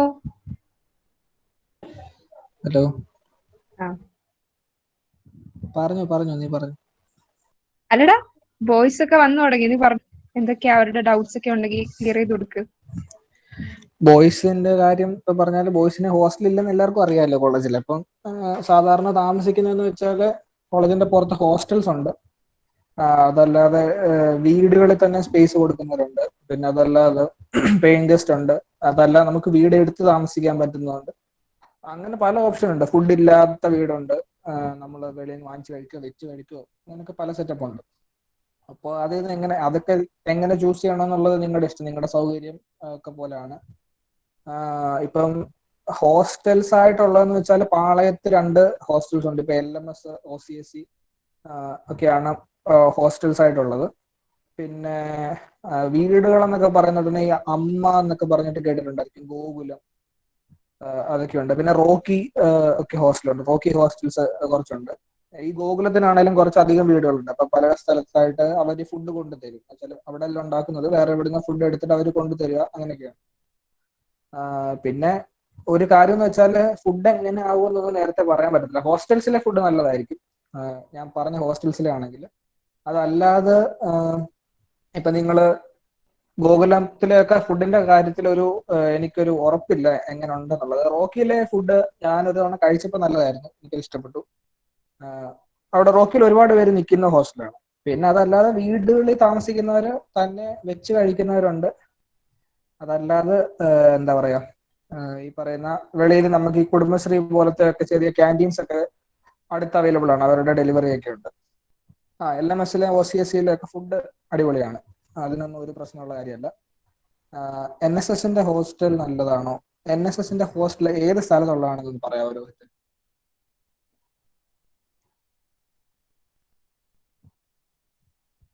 അതൊന്ന് പറഞ്ഞാൽ കൊള്ളായിരുന്നു. അപ്പോ ഫുഡിന്റെ കാര്യം എന്ന് വെച്ചാൽ അത് നിങ്ങൾക്ക് ഒരു ട്രയൽ ആൻഡ് എറർ കണക്കായിരിക്കും. നിങ്ങൾ കയറുന്ന ഹോസ്റ്റലിൽ കൊള്ളൂല എന്നുണ്ടെങ്കിൽ ഉടനെ മാറിക്കൊള്ളുക, അതിനകത്ത് പ്രശ്നമൊന്നുമില്ല. ഓക്കെ. അപ്പോൾ മാറിയിട്ട് നിങ്ങൾക്ക് വേറെ ഹോസ്റ്റൽ നോക്കാം, വേറെ താമസിക്കാനുള്ള സ്ഥലം നോക്കാം. അപ്പൊ അതിനനുസരിച്ച് ഫുഡും കാര്യങ്ങളും ഒക്കെ അറേഞ്ച് ചെയ്യാൻ പറ്റും. പിന്നെ അല്ലാതെ മിക്കവരും കൂടുതൽ പേരും ചെയ്യുന്നതെന്ന് വെച്ചാൽ ഫുഡ് ഇല്ലാത്ത എവിടെയും നിൽക്കുവോ അല്ലെങ്കിൽ ഫുഡ് ഉള്ളിടത്ത് നിൽക്കുവാണെങ്കിലും നമുക്ക് പുറത്തൊക്കെ ചീപ്പ് ആയിട്ട് ഫുഡ് അവൈലബിൾ ആണ്. എന്ന് വെച്ചാൽ ക്വാളിറ്റി ഉള്ള ഫുഡ് ഭയങ്കര റേറ്റിലല്ലാതെ നമുക്ക് നോർമലി താമസിക്കാൻ പറ്റുന്ന രീതിയിൽ ഫുഡൊക്കെ അവൈലബിൾ ആണ്. അപ്പോൾ അങ്ങനെയൊക്കെയാണ് ഹോസ്റ്റലിന്റെ കാര്യങ്ങൾ ബോയ്സിന് വേണ്ടിയിട്ടുള്ളത്. അതിനകത്ത് ഏതൊരു ഡൗട്ട് ഉണ്ടോ നിങ്ങൾക്ക്? ബോയ്സ് ഹോസ്റ്റൽ ഇപ്പം ഈ പറയുന്ന LMS OCSC ഒക്കെ ആണെങ്കിൽ കോളേജിൽ നിന്ന് 1 കിലോമീറ്റർ, LMS ഒരു 1.5 കിലോമീറ്റർ ഉണ്ട്, നടന്നു പോകാം. അതല്ലെങ്കിൽ PMG വന്ന ബസ് കയറി, ഇപ്പോൾ കോളേജ് ബസ് കയറി അതിൽ പോകാൻ പറ്റും. മിക്ക ഹോസ്റ്റൽസും ഈ പറഞ്ഞ വീടാണേലും പെയിൻ ഗസ്റ്റ് ആയിട്ട് നിൽക്കുന്നതൊക്കെ ആണെങ്കിലും കോളേജിന് ഒരു 1 കിലോമീറ്റർ റേഡിയസിനകത്ത് തന്നെയാണ്, നമുക്ക് പോയി വരാൻ പറ്റുന്ന രീതിയിൽ തന്നെ ഉള്ള രീതിയിലാണ് മിക്ക ഹോസ്റ്റൽസും ഉള്ളത്. അപ്പൊ അങ്ങനത്തെ പ്രശ്നമില്ല. പിന്നെ ടൗണിലോട്ട് അടുത്തുമായിരിക്കും, അപ്പം ഹോസ്റ്റലിൽ നിന്ന് പുറത്തൊക്കെ പോകാനും സൗകര്യമാണ്. അങ്ങനത്തെയും പ്രശ്നങ്ങളൊന്നുമില്ല.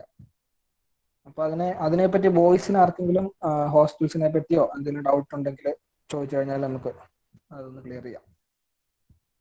പിന്നെ ഹോസ്റ്റൽ റൂംസ് എന്നൊക്കെ പറയുന്ന ഉടനെ ഭയങ്കര ഹൈ ക്ലാസ് ഒന്നും നിങ്ങൾ കയറി കണ്ടിട്ടുണ്ടോ എന്ന് എനിക്ക് അറിഞ്ഞൂടാ. ഭയങ്കര ക്ലാസ് ഒന്നും പ്രതീക്ഷിക്കേണ്ട, ചെറിയ റൂംസ് ആയിരിക്കും എല്ലായിടത്തും. അതിപ്പം വീടാണെങ്കിലും ഹോസ്റ്റലാണെങ്കിലും എല്ലായിടത്തും ചെറിയ റൂംസ് ആയിരിക്കും. അത് അഡ്ജസ്റ്റ് ആയിക്കോളൂ, അതിനകത്തൊന്നും ഒരു പ്രശ്നമുള്ള കാര്യമില്ല. കുരുമടം റോഡ് ഗവൺമെന്റ് ഹോസ്പിറ്റൽ ജനറൽ ഹോസ്പിറ്റലിന്റെ അടുത്തുള്ള ഹോസ്റ്റൽ. NSS ഹോസ്റ്റൽ എനിക്ക് മനസ്സിലായി. അതിനെപ്പറ്റി വലിയ പ്രശ്നമൊന്നും അങ്ങനെ പറഞ്ഞു കേട്ടിട്ടില്ല. നമ്മുടെ കോളേജിൽ ഒത്തിരി പേര്, പ്രത്യേകിച്ച് ഇപ്പം എന്റെ ബാച്ചിലുള്ള ഒരുപാട് പേര് ആ ഹോസ്റ്റലിൽ ഇല്ല.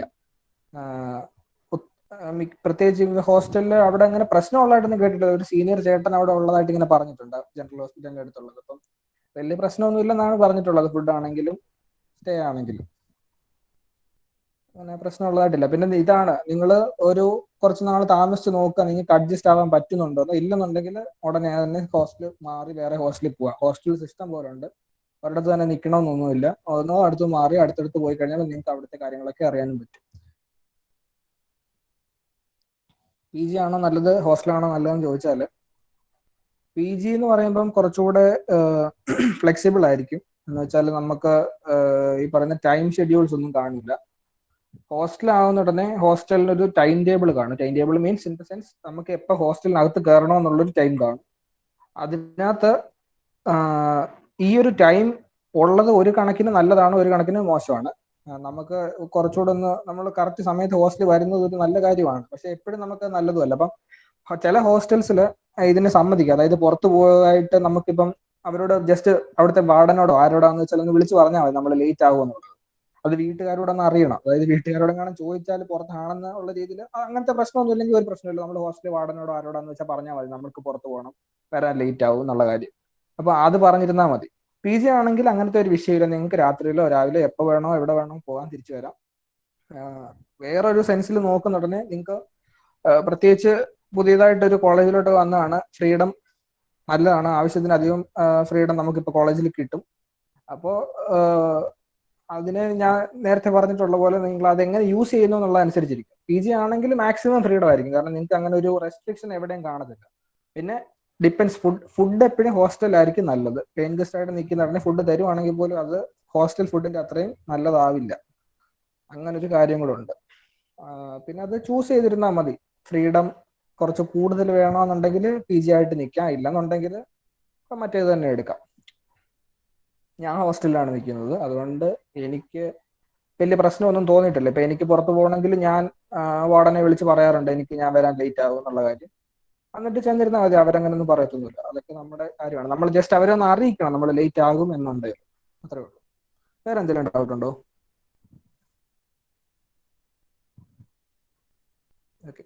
ബ്രോ ഏത് കോളേജാ, ഏത് ഹോസ്റ്റലാ?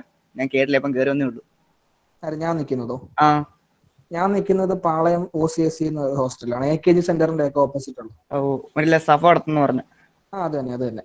ഓക്കെ. LMSന്റെ കാര്യം ഫാസിൽ ഇട്ടിട്ടുണ്ട്. ഫാസിൽ LMSലാണ് താമസിക്കുന്നത്. അപ്പം അതാണ് LMS ഹോസ്റ്റലിന്റെ കാര്യം. ബാക്കി PGs എല്ലാം ഏകദേശം ഒരേ കണക്ക് തന്നെയാണ്. അതായത് ഞാൻ പറഞ്ഞ കാര്യങ്ങളെല്ലാം ഒരേ രീതിയിലായിരിക്കും. ഫുഡിന്റെ കാര്യം ക്വാളിറ്റി കുറവായിരിക്കും സ്വാഭാവികമായിട്ടും. പിന്നെ നിങ്ങൾക്ക് ടൈമാണ് PGയിലെ ഏറ്റവും വലിയ അഡ്വാൻറ്റേജ്. നിങ്ങൾക്ക് എപ്പോൾ വേണോ കയറുമോ ഇറങ്ങുമോ അതൊക്കെ നിങ്ങളുടെ ഇഷ്ടമായിരിക്കും. അത്രേ ഉള്ളൂ. ഹോസ്റ്റലാവുന്ന പറഞ്ഞാൽ നമുക്ക് മാക്സിമം ഒരു 11 മണി വരെ, അതിന് കൂടുതലൊന്നും വെളിയിൽ നിൽക്കാൻ പറ്റത്തില്ല. കാരണം ഹോസ്റ്റലിന്റെ ഗേറ്റ് ഒക്കെ ഉണ്ട്, അത് അടച്ചു കഴിഞ്ഞാൽ നമുക്ക് അകത്ത് കയറാൻ പറ്റില്ല. PGക്ക് അങ്ങനെയില്ല, നിങ്ങൾക്ക് എപ്പോൾ വേണമെങ്കിലും കയറുക ഇറങ്ങുക അങ്ങനത്തെ ഒക്കെ ഒരു ഓപ്പർച്യൂണിറ്റി ഉണ്ട്. അത്രേ ഉള്ളൂ. അങ്ങനെ മീനു പറഞ്ഞു, എന്തെങ്കിലും ഡൗട്ട് ഉണ്ടെങ്കിൽ ഞാൻ ക്ലിയർ ചെയ്തു. ഓക്കെ. അപ്പോ ഗേൾസ് ഹോസ്റ്റലിന്റെ കാര്യം, നമുക്ക് 2 ഹോസ്റ്റലാ ഉള്ളത്. ഫസ്റ്റ് ഇയേഴ്സിന് ഒരു ഹോസ്റ്റലും സെക്കൻഡ് ഇയർ മുതൽ മുകളിലോട്ട് അങ്ങ് ഒരു ഹോസ്റ്റലും. ഫസ്റ്റ് ഇയർ എന്ന് പറയുമ്പോഴേക്കും നിങ്ങൾ BTech ഫസ്റ്റ് ഇയർ വരും, MTechന്റെ ഫസ്റ്റ് ഇയർ വരും, പിന്നെ സെക്കൻഡ് ഇയറിലെ ലാറ്ററൽ എൻട്രി. ഈ 3 ആൾക്കാരും, അതായത് കോളേജിൽ ആദ്യമായിട്ട് ജോയിൻ ചെയ്യുന്ന എല്ലാവരും ഒരു ഹോസ്റ്റലിലാണ് താമസിക്കുന്നത്. പിന്നെ നിങ്ങൾ സെക്കൻഡ് ഇയർ ആകുമ്പോഴേക്കും മറ്റേ ഹോസ്റ്റലിലേക്ക് ഷിഫ്റ്റ് ആവും. 2 അടുത്തടുത്ത് തന്നെയാണ്. ഒരെണ്ണം ഫസ്റ്റ് ഇയറിന്റെ ഹോസ്റ്റല് നമ്മുടെ കോളേജിന്റെ എൻട്രൻസിന്റെ അവിടെയും, സെക്കൻഡ് ഇയർ മുതലുള്ള മറ്റേ ഹോസ്റ്റല് നമ്മുടെ കോളേജിന്റെ ഓപ്പോസിറ്റും ആണ്. ആ ഹോസ്റ്റലിനെ വിളിക്കുന്നത് LH1ഉം, പുതിയ ഹോസ്റ്റല് അതായത് ഫസ്റ്റ് ഇയേഴ്സിന്റെ ഹോസ്റ്റൽ LH2 ആണ്. പിന്നെ അതാണ് ബേസിക്കലി ഹോസ്റ്റലിന്റെ മെയിൻ ആയിട്ട് പറയുന്ന ഒരു കാര്യം. പിന്നെ നിങ്ങൾക്ക് എന്തെങ്കിലും ഡൗട്ട് ഒക്കെ ഉണ്ടെങ്കിൽ ചോദിച്ചു. ഹോസ്റ്റൽ സ്ട്രെങ്ത് LH2, അത് നമ്മുടെ റൂം ഇരിക്കുന്ന 2 രീതിയിലാണ്. ഒരു സൈഡിലെ റൂം എന്ന് പറയുന്നത് 4 പേരുള്ള റൂമും, മറ്റേ ഓപ്പോസിറ്റ് സൈഡിലത് 6 പേരോ 8 പേരോ. എന്റെ 4 റൂമാ. മീനു 6 റൂമാണോ 8 ആണോ? എത്ര മാക്സിമം? 8 പക്ഷേ 7 പേരെയൊക്കെ മാക്സിമം എടുക്കൂ. പക്ഷെ നമ്മളെ ബാച്ചിൽ 110 120 അത്ര പേരെങ്ങാണ്ടല്ലേ ഉള്ളായിരുന്നു. എല്ലാവർക്കും 9 അല്ലേ ഉള്ളൂ. അപ്ലൈ ചെയ്ത് എല്ലാവർക്കും കൊടുത്തായിരുന്നു. അതെ, അത് മിക്കവർക്കും കൊടുക്കും, കൊടുക്കാതിരിക്കത്തൊന്നുമില്ല. അങ്ങനെയാണ് റൂം വരുന്നത്. ആദ്യം അവർ തന്നെ ഒരു ലിസ്റ്റ് ഇടും, ഇന്ന ആൾക്കാർ ഇന്ന റൂമില് 4-6 റൂം, അത് കൃത്യമായിട്ട് അവർ ലിസ്റ്റ് ഇടും. പിന്നെ സ്റ്റാർട്ടിംഗ് ഡേ നിങ്ങൾക്ക് അങ്ങോട്ടും ഇങ്ങോട്ടൊക്കെ മാറ്റാം. ഒരു റൂമിൽ ഈ പറഞ്ഞ പോലെ കുറച്ച് നാൾ കഴിഞ്ഞാണെങ്കിലും കുഴപ്പമില്ല, അവരെ ജസ്റ്റ് പറഞ്ഞാൽ മതി, അറേഞ്ച് ചെയ്ത് തരും ഫ്രണ്ട്സിന്റെ കൂടെ. നമ്മുടെ അടുത്ത് മേട്രൺ ആണ്, വാർഡൻ ആയിട്ടല്ല നമ്മൾ ഡയറക്റ്റ്ലി കോണ്ടാക്ട് ചെയ്യുന്നത്. മേട്രൺ ആണ് നമ്മുടെ കൂടെ ഉണ്ടാവുന്നത്. മേട്രനോട് പറഞ്ഞാൽ മതി, അവര് മാറ്റി തരും. ഒരു റൂമിൽ എത്ര പേര്, ഞാൻ പറഞ്ഞില്ലേ ലൈനയുടെ റൂമിൽ 4 പേരായിരുന്നു, ഞങ്ങളെ റൂമില് 8 പേർക്കുള്ള റൂമായിരുന്നു. പക്ഷെ ഞങ്ങള് 6 പേരെ ഉള്ളായിരുന്നു. അതേ സെയിം അളവുള്ള വേറൊരു റൂമിൽ എന്ന് പറഞ്ഞാൽ 7 പേരായിരുന്നു. എന്ന് വെച്ചാൽ 7 പേരെ മാക്സിമം വരും, അതിനപ്പുറം വരൂല. 3, 4, 6, 7 ഇത്രയാണ് വരുന്നത്. അതെ, 3 പേരുള്ള റൂമുണ്ട്, പിന്നെ 4 പേര്. റൂമൊക്കെ നല്ല നീറ്റ് വലിയ റൂമൊക്കെയാണ്. റൂം ഒന്നും ഒരു ഫുട്ബോൾ കളിക്കാനുള്ള അത്ര സ്പേസ് ഒക്കെ ഉണ്ട് സത്യം പറഞ്ഞ റൂമിൽ. അതെ, നമ്മൾ തന്നെ അറേഞ്ച് ചെയ്താൽ നല്ല അടിപൊളി റൂമൊക്കെയാണ്. ഫീസ് സത്യം പറഞ്ഞ നമ്മൾ കഴിക്കുന്ന ഫുഡിനെ ഡിപ്പെൻഡ് ചെയ്തിരിക്കും. അത് ഒരു മാസം ഒരു എന്താ ഫിക്സ് എമൗണ്ട് ഒന്നും അല്ല. ചിലപ്പോ അത് 3000 വരെയാണെന്ന് തോന്നുന്നു മാക്സിമം ഒക്കെ വന്നിരിക്കുന്നല്ലേ. 3500 അത്രേ വരത്തുള്ളൂ. പിന്നെ നിങ്ങൾ നിൽക്കുന്ന ടൈം ഇപ്പം 7 ദിവസം നിങ്ങൾ വരാതിരുന്നാല്, നിങ്ങൾ ലീവ് എടുത്താല് നിങ്ങൾക്ക് അത്രയും 7 ദിവസത്തിൻ്റെത് മുതൽ 10 ദിവസം വരെയുള്ളതിൻ്റെത് റിഡക്ഷൻ വരും. അതിൽ കുറഞ്ഞാണ് കട്ട് ചെയ്യുന്നെങ്കിൽ കിട്ടത്തില്ല. 7 ദിവസം മിനിമം വരാതിരുന്നാൽ നിങ്ങൾക്ക് കട്ട് ചെയ്യും. അപ്പൊ അതൊക്കെ കട്ടിന് ശേഷം ഇനിയിപ്പം വെക്കേഷൻ ഒക്കെ വരുമ്പോ അതും എല്ലാം കൂടെ ചേർത്തിട്ടൊക്കെ ഉള്ള റേറ്റ് ആയിരിക്കും വരുന്നത്. പിന്നെ ഒരു മാസം ഇപ്പൊ നല്ല ഫുഡാണ്, ഫുൾ ഒരു നോൺ വെജ് ഒക്കെ കുറച്ച് നല്ല കാര്യമായിട്ടൊക്കെ ഉണ്ടെങ്കിൽ ആ സമയത്തും ഫീസ് കൂടും, ചിലപ്പോൾ കുറയും. 2000 വരും, ചിലപ്പം 3000 വരും. ഒരു ഫിക്സ് ആയിട്ടില്ല. മാക്സിമം പറഞ്ഞ പോലെ 3500 ഒക്കെ വരത്തുള്ളൂ. പിന്നെ ഈ ശനി ഞായറും വീട്ടിൽ പോയാൽ റിഡക്ഷൻ കിട്ടൂല. ചേർത്ത് 3 ദിവസം ശനി ഞായർ തിങ്കൾ അല്ലെങ്കിൽ വെള്ളി ശനി ഞായർ അങ്ങനെ പോവുകയാണെങ്കിൽ ആ 3 ദിവസത്തെ ഫുഡിന്റെ പൈസ കട്ട് ചെയ്യും. അല്ലാതെ 2 ദിവസം 1 ദിവസം അങ്ങനെയൊക്കെ പോയാൽ കട്ടാവില്ല. സ്ട്രിക്റ്റ് ആണോ എന്ന് ചോദിച്ചാൽ അങ്ങനെയൊന്നുമില്ല. ഫസ്റ്റ് ഇയർ ടൈമിംഗ് ഉണ്ട്. ടൈമിംഗ് ഉണ്ട് കേട്ടോ, രാവിലെ 6:30 to രാത്രി 9:30 വരെ ടൈമിംഗ് ഉണ്ടെങ്കിൽ പോലും നിങ്ങൾ ഒരു 7-8 മണിക്ക് കഴിഞ്ഞിട്ടാണ് ചെല്ലുന്നെങ്കിൽ മേറ്റർ ഒന്ന് ചോദിക്കും കാര്യം. അതെ, എവിടെ അത്രയൊക്കെ ഉള്ളൂ, അതിന്റെ അപ്പുറത്തേക്കൊന്നുമില്ല. പിന്നെ ഗേൾസ് ആകുമ്പോ കുറച്ച് ആ ഒരു ഇതാണ്. പിന്നെ നമ്മൾ വീട്ടിൽ നിന്ന് മാറി നിൽക്കുന്ന സംബന്ധിച്ച് നല്ലതാണ്, കുറെ ഫ്രീഡം കിട്ടും. പിന്നെ ഒച്ചയും ബഹളം കുറച്ച് കൂടിയാ മേട്ടർ വന്ന് വഴക്കിടും. ഗേൾസിന്റെ ഹോസ്റ്റലാണ്, നിങ്ങൾക്ക് കുറച്ച് മാന്യത കീപ്പ് ചെയ്തൂടെ എന്നൊക്കെ പറഞ്ഞ് ഒന്ന് നൈസായിട്ടൊന്ന് പറഞ്ഞിട്ട് പോവല്ലേ, കാര്യമൊന്നുമില്ല, ചുമ്മാ ഒന്ന് പറയും. അതെ, ഒരുപാട് അങ്ങ് ഒച്ചയൊക്കെ ഉണ്ടാക്കുന്നത് നമ്മുടെ ഇപ്പോഴത്തെ ഞങ്ങൾ വന്നപ്പോൾ ഉള്ള മേട്ടൻ പാവമായിരുന്നു. അത് രാത്രി 2 മണിയായിട്ട് അവിടെ കിടന്ന് ഡാൻസ് ചെയ്താൽ പോലും അവര് തിരിഞ്ഞു നോക്കത്തില്ല. പക്ഷെ ഇപ്പോഴത്തെ മേട്ടൻ കുറച്ച് സ്ട്രിക്റ്റ് ആണ്. അവര് സൗണ്ട് ഒക്കെ ഉണ്ടാക്കിയാൽ വന്ന് റൂമിൽ വന്ന് പറയും ബഹളം കുറയ്ക്കണം എന്നൊക്കെ. അപ്ലൈ ചെയ്യുന്ന ഡേറ്റിന്റെ കാര്യം മീനു വല്ല ഐഡിയ ഉണ്ടോ? അപ്ലൈ ചെയ്യുന്ന ഡേറ്റ് സാധാരണ നമ്മളത് അഡ്മിഷൻ എടുക്കാൻ പോകുമ്പോഴാണ് ചെയ്യുന്നത്. പിന്നെ നമ്പർ ഇടാം, മാറ്റിന്റെ അവിടുത്തെ ക്ലർക്കിന്റെ നമ്പർ കൊടുക്കാം. ഞാൻ ഗ്രൂപ്പിൽ ഇട്ടേക്കാം. മിക്കവാറും എടുക്കും, കാര്യം സ്പേസ് ഉണ്ട്, ആരും അങ്ങനെ മാറ്റൂല, എല്ലാവരും വെച്ചെടുക്കും. വേറെന്തെങ്കിലും?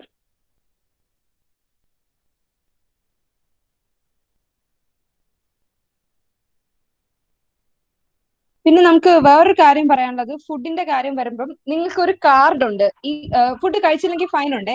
നിങ്ങൾക്ക് എന്തെങ്കിലും ഫുഡ് വേണ്ടാന്നുണ്ടെങ്കിൽ, ഇപ്പൊ ഏതെങ്കിലും ഒരു ടൈമിൽ ഫുഡ് വേണ്ടാന്നുണ്ടെങ്കിൽ നിങ്ങൾ അവിടെ പോയിട്ട് കട്ട് ചെയ്യണം. നമ്മുടെ LH2 ഫുഡ് ഇല്ല, നിങ്ങൾ LH1 പോയിട്ട് വേണം കഴിക്കാൻ, രാവിലെ ഉച്ചയ്ക്ക് വൈകുന്നേരം രാത്രി. അപ്പൊ അവിടെ പോയിട്ട് നിങ്ങൾ കട്ട് ചെയ്യണം. എങ്ങനെയാന്ന് വെച്ചാൽ നമുക്ക് തലേ ദിവസം കട്ട് ചെയ്യണം. അല്ലാതെ ആ സമയത്ത് ചെന്നിട്ടൊന്നും നടക്കത്തില്ല. ഫുഡ് കഴിച്ചില്ല എന്നുണ്ടെങ്കിൽ ഫൈൻ ആവും, കട്ട് ചെയ്ത് ഇരുന്നാലും ഫൈൻ ആവും. വീട്ടിലൊക്കെ പോകുമ്പോഴും കട്ട് ചെയ്തിട്ടേ പോകാവുള്ളൂ, ഇല്ലെങ്കിൽ അത് പ്രശ്നമാകും. ഫൈൻ അടിച്ചോണ്ടേ ഇരിക്കണം. ക്യുമുലേറ്റീവ് ആയിട്ടാന്ന് തോന്നുന്നു ഫൈൻ പോകുന്നത്. 10, 5 എത്രയായിരുന്നു? 10, 20. പിന്നെ ക്യുമുലേറ്റീവായി കൂടി 50 പോകും, 100 പോകുന്നവരുണ്ട്. ടൈമിൽ പോയി കട്ട് ചെയ്താൽ മതി. അതെ, ഒരു കാർഡ് ഉണ്ടാവും, നിങ്ങളുടെ പേര് എഴുതിയ കാർഡ് കാണും. ഈ കാർഡ് എടുത്ത് നിങ്ങൾ അകത്ത് കൊണ്ടിട്ടിട്ടാണ് നിങ്ങൾ ഫുഡ് എടുക്കുന്നത്. സോ വേറൊരാളെ കൊണ്ട് കാർഡ് ഇടിപ്പിക്കാം എന്നൊന്നും വിചാരിക്കേണ്ട, നടക്കത്തില്ല. അതിനിപ്പം കളക്ട് ചെയ്യാൻ ആളെ നോക്കിക്കൊണ്ടിരിപ്പുണ്ട്. അതെ, അതും ഒന്നും നടക്കത്തില്ല. വേറെ പിന്നെ എന്തൊക്കെയാ ഉള്ളെ ഹോസ്റ്റലിനെ പറ്റി പറയാൻ? ഡ്രസ്സൊക്കെ വാഷ് ചെയ്തിട്ട് പുറത്തിടാനും സ്ഥലമുണ്ട്, അകത്തിടാനും സ്ഥലമുണ്ട്. നല്ലത്. അതാ, പുറത്തിടുന്നതാണ് നല്ലത്. പിന്നെ സ്റ്റഡി ഹാള്, അത് വീണ്ടും പറഞ്ഞോ. LH2 എന്ന് പറയുമ്പോൾ മുകളിൽ ഏറ്റവും മുകളിൽ സ്റ്റഡി ഹാൾ ഉണ്ട്. അവിടെ ജസ്റ്റ് ടേബിള് ചെയർ എല്ലാം അറേഞ്ച് ചെയ്ത് നമുക്ക് ഇരുന്ന് പഠിക്കാനുള്ള സെറ്റപ്പ് എല്ലാം റെഡിയാക്കിയിട്ടുണ്ട്. പിന്നെ വേണമെങ്കിൽ നമുക്ക് റൂമിലിരുന്നും പഠിക്കാം. റൂമിലിരുന്ന് ഇപ്പൊ 4 പേരുള്ള റൂമിലൊക്കെ ആണെങ്കിൽ 2 ടേബിൾ ഉണ്ട്, എന്ന് വെച്ചാൽ അഡ്ജസ്റ്റ് ചെയ്ത് പഠിക്കണം. ഇപ്പൊ ടൈം ടേബിൾ എന്ന് വെച്ചാൽ ഫുഡിന് ടൈം ടേബിൾ ഉണ്ട്. രാവിലെ 7:30 മുതൽ 8:30, ഉച്ചയ്ക്ക് 12 മുതൽ 1, വൈകിട്ട് 4:30, 5, രാത്രി 7:30, 8:30. ഈ ടൈമിന്റെ ഇടയ്ക്ക് ഫുഡ് വന്ന് കഴിക്കണം, ഇല്ലേ ഫൈൻ ആവും. കാര്യം ഇപ്പൊ രാവിലെ ആണെങ്കിൽ 8:30 കഴിയുമ്പോൾ അവർ കാർഡ് എല്ലാം എടുത്ത് അകത്ത് വയ്ക്കും. പിന്നെ കാർഡ് നമുക്ക് ഫുഡ് തരും, പക്ഷെ കാർഡ് ഇട്ട് ഫുഡ് തരൂല, നമ്മൾ ഫൈൻ അടയ്ക്കേണ്ടി വരും. അപ്പൊ അതൊന്ന് ശ്രദ്ധിച്ചോളണം. രാവിലേക്ക് എത്തി നേരത്തെ ഉറക്കി എനിക്കേണ്ടി വരും. പിന്നെ അപ്പൊ സ്റ്റഡി ഹാളിന്റെ കാര്യം അതാണ്. നമുക്ക് വേണമെങ്കിൽ റൂമിൽ ഇരുന്നും പഠിക്കാം, അത് സീനില്ല. പിന്നെ റൂമിൽ നിങ്ങൾ വരുമ്പോഴേക്കും ടേബിൾ കാണും, കട്ടിൽ കാണും. കട്ടിൽ എന്ന് പറയുമ്പോൾ ഒന്നിന്റെ മുകളിൽ ഒന്നായിട്ടുള്ളത്, അങ്ങനത്തെ 2 കട്ടില്. 4 പേരുടെ റൂമിൽ അങ്ങനെ 2 കട്ടില് കാണും. പിന്നെ 2 ഷെൽഫ് കാണും. 2 ഷെൽഫ് 4 പേർക്ക് കൂടെ.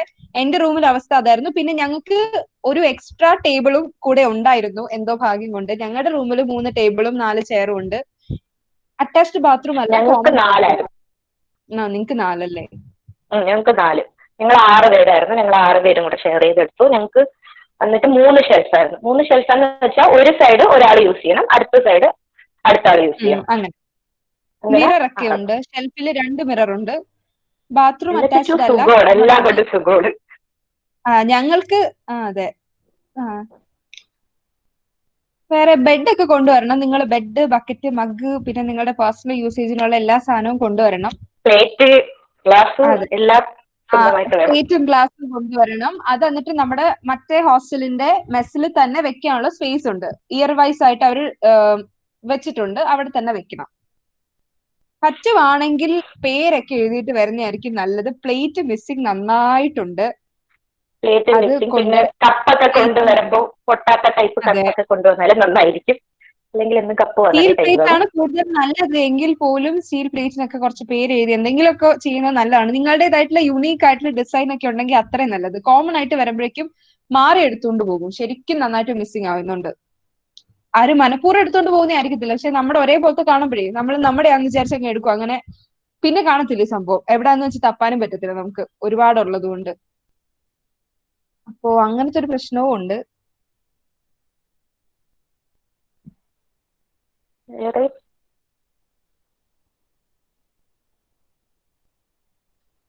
വേറെ പിന്നെ എവിടെ പോയാലും നിങ്ങൾ രജിസ്റ്ററിൽ എഴുതിയിട്ട് വേണം പോവാൻ.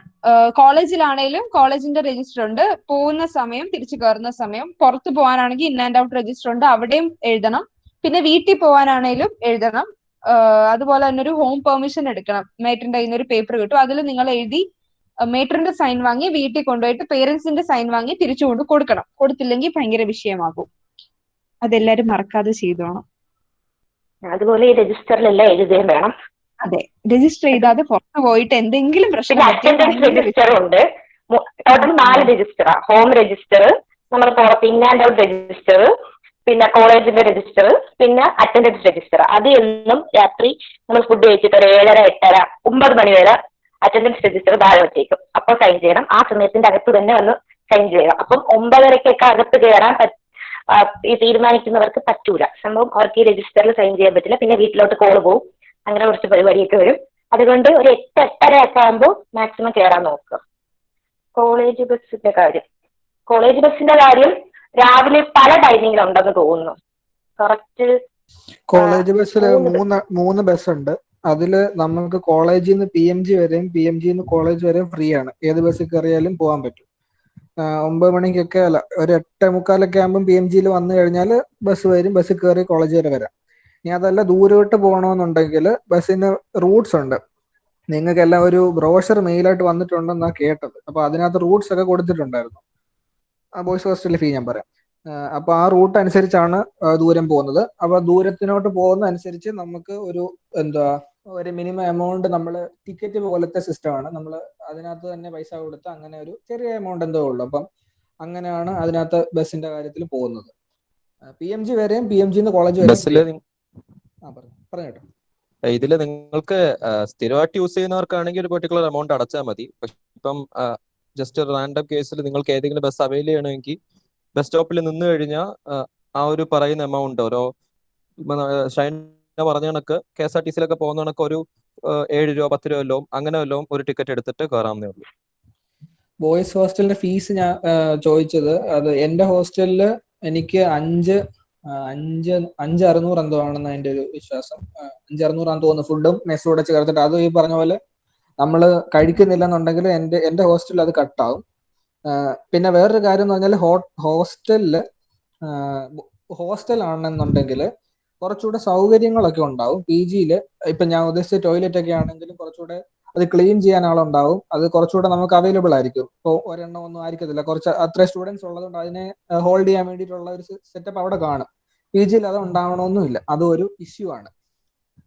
പിന്നെ എന്തായിരുന്നു, കോളേജ് എപ്പോൾ തീരുമെന്ന് ചോദിച്ചാൽ എല്ലാ ദിവസവും കോളേജ് 4 മണിക്ക് 4 എല്ലാ ദിവസവും 4 മണി വരെയാണ്. 9 മണി മുതൽ 4 മണി വരെ. അത് എല്ലാ ദിവസവും അങ്ങനെ തന്നെ ആയിരിക്കും. അതിനകത്ത് ഫ്രൈഡേക്ക് സ്പെഷ്യലായിട്ടൊന്നും ഇല്ല. പ്രത്യേകിച്ച് ഫസ്റ്റ് ഇയേഴ്സിന്റെ വർക്ക്ഷോപ്പ് വരുന്നത് ഫ്രൈഡേ ലാസ്റ്റ് പീരീഡ് ആയിരിക്കും. അപ്പൊ നമുക്ക് നേരത്തെ പോയി കഴിഞ്ഞാൽ അതിന്റെ അറ്റൻഡൻസ് പോകും. വർക്ക്ഷോപ്പിന്റെ അറ്റൻഡൻസ് എന്ന് പറയുന്നത് 10 ക്ലാസ് വല്ലതും ഉണ്ടെങ്കിൽ 1 പോയാൽ തന്നെ 9 ആയി. അപ്പൊ അങ്ങനെ ഒരു ഇഷ്യൂ വർക്ക്ഷോപ്പിനുണ്ട്. ഫ്രൈഡേ പിന്നെ 12 മുതൽ 2 മണി വരെ ബ്രേക്ക് ഉണ്ട്. 12 തൊട്ട് 2 മണി വരെ ബ്രേക്ക് ഉണ്ട്. കോളേജ് ടൈമിംഗ് മാറുന്ന കാര്യം ഒരു റൂള് വന്നിട്ടുണ്ട്. അത് ഇംപ്ലിമെന്റ് ആകുമോ ഇല്ലെന്ന് കോളേജ് തുറന്നാലേ നമുക്ക് അറിയാൻ പറ്റും. അതിന്റെ കാര്യത്തില് ഒരു കൺഫർമേഷൻ കോളേജിൽ നിന്ന് വന്നിട്ടില്ല. അങ്ങനെ ഉണ്ടാവും മിക്കവാറും. അതായത് നമുക്ക് 1 മണി വരെയാണ് എന്നൊക്കെ പറയുന്നു. 1 മണിയാണോ 2 മണി വരെയാണോ അതുവരെ ഉള്ളൂ എന്നൊക്കെ പറയുന്നുണ്ട്. കോളേജ് തുറക്കുമ്പോൾ അതിനെ പറ്റി അറിയാൻ പറ്റും. ഇപ്പൊ ഉടനെ ഫൈനൽ ഇയേഴ്സിന്റെ തുറക്കുമല്ലോ, അപ്പൊ അറിയാം. അപ്പൊ ഷിഫ്റ്റ് വെച്ചാണെന്ന് തോന്നുന്നു ഇപ്പം വെക്കാൻ പോകുന്നത്. അതിനപ്പം കുറച്ചുകൂടെ കഴിയേണ്ടി വരും അതെങ്ങനെയാണെന്ന് അറിയാൻ.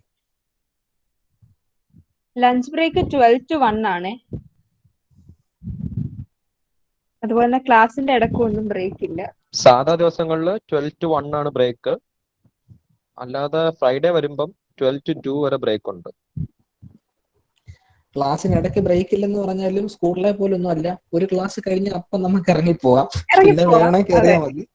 അറ്റൻഡൻസ് നോക്കുക. അറ്റൻഡൻസ് ഇല്ലെന്നുണ്ടെങ്കിൽ നിങ്ങൾക്ക് പരീക്ഷ എഴുതാൻ പറ്റൂല. അങ്ങനെ ഒരു പ്രശ്നം കൂടെ. പിന്നെ നമ്മുടെ 2019 തൊട്ടുള്ള കെൽവിൻ ചേട്ടനൊന്നും അതൊരു ഇഷ്യൂ ആവത്തില്ല. പക്ഷെ നമുക്ക് തൊട്ട് ഇന്റേണൽ മാർക്കിന് 90% അറ്റൻഡൻസ് ഉണ്ടെങ്കിൽ 10 മാർക്ക്, 80% ഉണ്ടെങ്കിൽ 8.5 മാർക്ക് എന്ന് പറഞ്ഞിട്ട് മാർക്ക് കുറഞ്ഞുകൊണ്ടിരിക്കും. അപ്പൊ 75 ഉണ്ടെങ്കിലേ എഴുതാൻ പറ്റൂ. അത് 75 ആണെന്നുണ്ടെങ്കിൽ ഏതാണ്ട് 7 മാർക്ക് 6 മാർക്ക് എന്തോ ആണ് കിട്ടുന്നത്. അപ്പം ചുമ്മാ കിട്ടേണ്ട മാർക്കും കയ്യിൽ നിന്ന് പോകും. അങ്ങനെ ഒരു വിഷയമുണ്ട്. പിന്നെ ക്ലാസ്സിൽ നിന്ന് ഇറങ്ങി പോകുന്നതുകൊണ്ട് ടീച്ചർമാരൊന്നും പറയത്തില്ല. അറ്റൻഡൻസ് നിങ്ങളുടെ കാര്യമാണ്, അത് നോക്കി ചെയ്താൽ മതി. നിങ്ങൾക്ക് അതിന്റെ TRE അസിസ്റ്റന്റ് എന്ന് പറഞ്ഞൊരു സാധനം ഉണ്ടാവും. അറ്റൻഡൻസ് ഒക്കെ ഇടയ്ക്കിടയ്ക്ക് ട്രാക്ക് ചെയ്യാനൊക്കെ പറ്റും. അതൊന്നും കുഴപ്പമില്ല. പണ്ട് കേരള യൂണിവേഴ്സിറ്റി ആയിരുന്നപ്പം അറ്റൻഡൻസ് എത്രയുണ്ടോ അതനുസരിച്ച് ഈ ഷൈനോ പറഞ്ഞ കണക്ക് അറ്റൻഡൻസ് നമുക്ക് എത്രയുണ്ടോ അതനുസരിച്ച് നമുക്ക് ഇന്റേണൽ മാർക്ക് കിട്ടും. പക്ഷെ KTU വന്നപ്പോഴേക്കും അങ്ങനെ ഒരു സ്കീം ഇല്ലായിരുന്നു എന്റെ ബാച്ച് വരെ. അപ്പൊ നമുക്ക് അപ്പൊ അറ്റൻഡൻസ് 75 ആണെങ്കിലും 80 ആണെങ്കിലും 95 ആണെങ്കിലും പ്രത്യേകിച്ച് ഗുണമൊന്നും ഇല്ല. ജസ്റ്റ് പരീക്ഷ എഴുതാൻ പറ്റുന്നേ ഉള്ളൂ 75 എബോ ഉള്ളവർക്ക്. പക്ഷേ ഈ 2019 സ്കീം തൊട്ട് കഴിഞ്ഞ വർഷത്തെ ബാച്ച് തൊട്ട് നമുക്ക് 75% അറ്റൻഡൻസ് അതിനെ പറഞ്ഞ 75% അറ്റൻഡൻസ് മിനിമം വേണം പരീക്ഷ എഴുതാനായിട്ട്. പക്ഷേ നിങ്ങൾക്ക് കൂടുതലുണ്ടെങ്കിൽ മാർക്ക് കൂടുതൽ കിട്ടും എന്നൊരു പ്രൊസീജിയറും കൂടെ വെച്ചിട്ടുണ്ട്. 75 തന്നെയാണോ നിങ്ങൾക്ക്? അത് 65 ആണ് എനിക്ക് 75. ഓക്കെ. പിന്നെ ഈ പറഞ്ഞ കണക്ക് ടീച്ചേഴ്സ് പ്രത്യേകിച്ചൊന്നും പറയില്ല. പിന്നെ നമ്മൾ ടീച്ചേഴ്സ് കാണുകയാണെങ്കിൽ ചിലപ്പോൾ ചോദിക്കുമായിരിക്കും ക്ലാസ്സിലൊന്നും കയറുന്നില്ല. അതിലേക്ക് നമ്മൾ പേഴ്സണൽ കാര്യമാണ് അതൊക്കെ. ലൈക്ക് ഞാൻ നിങ്ങളോട് പറയുന്ന കേട്ടോ, ടീച്ചറിനോട് പറയാനല്ല. നിങ്ങൾക്ക് കയറാൻ ഒരു ഇതില്ലെങ്കിൽ അതങ്ങനെ ഉള്ളൂ. ആൻഡ് അറ്റൻഡൻസ് നോക്കുക. അതെപ്പോഴും നിങ്ങൾ ട്രാക്ക് ചെയ്തുകൊണ്ടിരിക്കുക. അറ്റൻഡൻസ് മിസ്സായി കഴിഞ്ഞാൽ നമുക്ക് വീണ്ടും, കാരണം അവസാന നിമിഷം കൊണ്ടുവന്ന് കൂട്ടിത്താന്ന് പറഞ്ഞ് ടീച്ചേഴ്സിനെ പുറകെ പോയി കഴിഞ്ഞാൽ അത് ഭയങ്കര പാടാണ്. പിന്നെ നമുക്ക് ഫൈനൊക്കെ അടയ്ക്കേണ്ടി വരും. അത് 4 വർഷത്തിൽ 2 വട്ടം എന്താ ചെയ്യാനും പറ്റത്തുള്ളൂ. അപ്പൊ അത് നിങ്ങൾ ട്രാക്ക് ചെയ്ത് പോകുക. ആദ്യം കുറെയൊക്കെ മിസ്സാക്കിയാലും മനഃപൂർവ്വം തന്നെ അടുത്ത ക്ലാസ്സുകളിൽ ഇരുന്ന് ആ ഒരു 75 ലിമിറ്റ് മേക്കപ്പ് ചെയ്യാൻ നോക്കുക. ടീച്ചർമാരെയൊക്കെ മാക്സിമം വെറുപ്പിക്കാതിരിക്കുക. കാരണം ലാസ്റ്റ് അറ്റൻഡൻസിന് എന്തെങ്കിലും വിഷയം ഉണ്ടെങ്കിൽ പോലും ടീച്ചേഴ്സ് ഒക്കെ സാധാരണ നമുക്ക് അറ്റൻഡൻസ് കയറ്റി തരും. ഇന്റേണൽ അണ്ടർ ആണെങ്കിലോ അതൊക്കെ അവർ ചെയ്തു തരും. അപ്പൊ ആദ്യമേ അവരെ പോയി നിങ്ങൾ എന്താ പറയുന്നത്, സാധാരണ ഒരു സ്റ്റുഡന്റ് ടീച്ചർ നിങ്ങൾ ഇപ്പൊ സ്കൂളിൽ എങ്ങനെയായിരുന്നു ആ രീതിയിൽ തന്നെ പോയാൽ മതി. കോളേജിലായി എന്നുള്ള ഒരു ഇതുകൊണ്ട് പ്രത്യേകിച്ചൊരു ഇതിന് പോകാതിരിക്കുക മാക്സിമം, അതായിരിക്കും നല്ലത്. അതെ അതെ, ഇന്റേണൽ ടീച്ചേഴ്സ് ശരിക്കും മാർക്ക് പറഞ്ഞാൽ നല്ല പാവം ടീച്ചേഴ്സ് ആണ് കേട്ടോ. നമ്മൾ സ്നേഹം നമ്മൾ വെറുപ്പിക്കാതിരുന്നാൽ മാത്രം മതി. അല്ലെങ്കിൽ നമ്മുടെ ബാക്കി എല്ലാ കാര്യത്തിനും നമ്മുടെ കൂടെ നല്ല സപ്പോർട്ടുമായിട്ട് നിൽക്കുന്ന ടീച്ചേഴ്സ് ആണ് എല്ലാ ഡിപ്പാർട്ട്മെന്റിലും ഉള്ളത്. ഇന്റേണൽ മാർക്സും ആക്ടിവിറ്റി പോയിന്റ്സും നേരത്തെ പറഞ്ഞ പോലെ ഫുൾ ടീച്ചർമാരുടെ കയ്യിലാണ്. ഫുള്ള് തരുമോന്ന് ചോദിച്ചാൽ ഫുള്ള് തരും, തീർച്ചയായിട്ടും തരും. സീരീസിന് ഫുൾ മാർക്ക് വാങ്ങിക്കണം. 2 സീരീസിനും പറയുന്ന 2 അസൈൻമെന്റ് കറക്റ്റ് സമയത്തിന് കറക്റ്റ് ആയിട്ട് വെച്ച് കഴിഞ്ഞാൽ അതിന്, പിന്നെ അറ്റൻഡൻസ് 90% എബവ് ഉണ്ടെങ്കിൽ ഇന്റേണൽ മാർക്ക് 50-50 കിട്ടും. പിന്നെ സീരീസ് ഫുൾ ആവണമെന്നൊന്നുമില്ല. നമുക്ക് ഒരു ഇന്ദു ടീച്ചർ എന്ന് പറഞ്ഞൊരു മാത്സ് ടീച്ചർ നിങ്ങൾക്ക് ഉണ്ടോന്ന് അറിഞ്ഞുകൂടാ, ഒരു 45-50 പരീക്ഷ ഇട്ട് കഴിഞ്ഞാൽ 45 ഉണ്ടെങ്കിലും നിങ്ങൾക്ക് ഫുൾ മാർക്ക് ഇന്റേണൽ കയറ്റി വിടാറുണ്ട്. അപ്പോൾ കിട്ടുകയൊക്കെ ചെയ്യും, അതിനകത്തൊന്നും പ്രശ്നമില്ല. അത് നിങ്ങൾ എത്ര അതിനകത്ത് വർക്ക് ചെയ്യുന്നു അതിനനുസരിച്ച് നിങ്ങൾക്ക് കിട്ടും. പിന്നെ നമ്മളിപ്പോ ക്ലാസ് കട്ട് ചെയ്ത വീട്ടിലേക്ക് മെസ്സേജ് പോകുന്ന പരിപാടി ഉണ്ടോ ഇപ്പം, അതോ ആ ടൈമിലേ ഉള്ളായിരുന്നോ? അത് ഈ പറയുന്ന ഭാഗ്യം പോലെ ഇരിക്കും. ഇടയ്ക്കുണ്ട് അത്. ചില സമയത്ത് പോകും, ചില സമയത്ത് പോകത്തില്ല. അതൊക്കെ ഭാഗ്യമാണ്. ചിലപ്പം നമ്മൾ അത് കേറിയാൽ മിക്കപ്പോഴും പോലും എനിക്ക് തോന്നുന്നത് ഉച്ചയ്ക്ക് ശേഷമുള്ള ഫസ്റ്റ് പീരീഡും രാവിലത്തെ ഫസ്റ്റ് പീരീഡും ആണെന്ന് തോന്നുന്നു ആ മെസ്സേജിന്റെ പരിപാടി ഉള്ളത്. എന്നാലും അത് സമയം പോലെ ഇരിക്കും. നിങ്ങൾക്ക് ഭാഗ്യക്കുറവാണെങ്കിൽ ചിലപ്പോൾ ആ മെസ്സേജ് പോയെന്നിരിക്കും. എപ്പോ വേണം.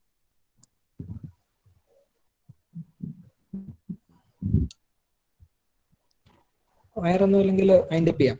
8 മണി കഴിഞ്ഞു. ചേട്ടാ, നമ്മള് ഹോസ്റ്റലിൽ ജോയിൻ ചെയ്യേണ്ട എപ്പോഴാണെന്ന് അറിയോ? ഇപ്പം കോളേജ് തുറന്നിട്ട് ബോയ്സ് ഹോസ്റ്റൽ തുറക്കുന്നതിന് അല്ലേ? മുമ്പ്. ആ അതെ. അങ്ങനെ അതിന് പ്രശ്നമൊന്നുമില്ല. ഇപ്പൊ എപ്പോ വേണമല്ലോ, ഞാൻ പറഞ്ഞല്ലോ, ഇപ്പൊ ഒരു ഹോസ്റ്റൽ ഇഷ്ടപ്പെട്ടില്ലെങ്കിൽ വേറൊരു ഹോസ്റ്റലിലോട്ട് മാറാം. ഹോസ്റ്റൽസിൽ ബോയ്സിന് ഇഷ്ടം പോലെ ഉള്ളത് കൊണ്ട് എല്ലാ ഹോസ്റ്റൽസിലും വേക്കൻസി എപ്പോഴും ഉണ്ടായിരിക്കും. ഹോസ്റ്റലാണെങ്കിലും പെയിൻ ഗസ്റ്റ് ആണെങ്കിലും എല്ലായിടത്തും വേക്കൻസി ഉണ്ടായിരിക്കും. അപ്പൊ അതിനകത്ത് അങ്ങനെ പ്രശ്നമില്ല. കോളേജ് തുറക്കുമ്പോഴത്തേക്കിനൊക്കെ വന്നാൽ മതി. കോളേജ് തുറക്കുന്നതിന് വേണമെങ്കിൽ ഒരാഴ്ച മുമ്പോ വല്ലതും വന്നാൽ, അല്ലെങ്കിൽ പിന്നെ ഈ മാസത്തെയൊക്കെ ഫീസ് ഇങ്ങനെ അടച്ചോണ്ടിരിക്കേണ്ടി വരും, ചെറിയ എമൗണ്ട് എങ്കിലും മിനിമം. അതുകൊണ്ട് ആ സമയത്തേക്ക് വന്നാൽ മതി. മന്ത്ലി ഫീസാണ് അടയ്ക്കുന്നത്. അപ്പൊ നിങ്ങൾക്ക് എപ്പോ വേണോ മാറാനുള്ള ഒരു ഓപ്ഷൻ ഉണ്ട്.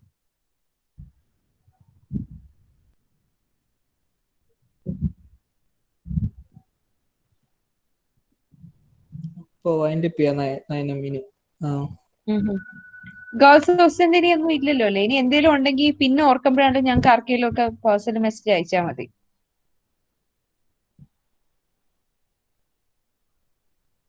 നിർത്താല്ലേ അപ്പൊ? നിർത്താം. നിർത്താം. ഓക്കെ.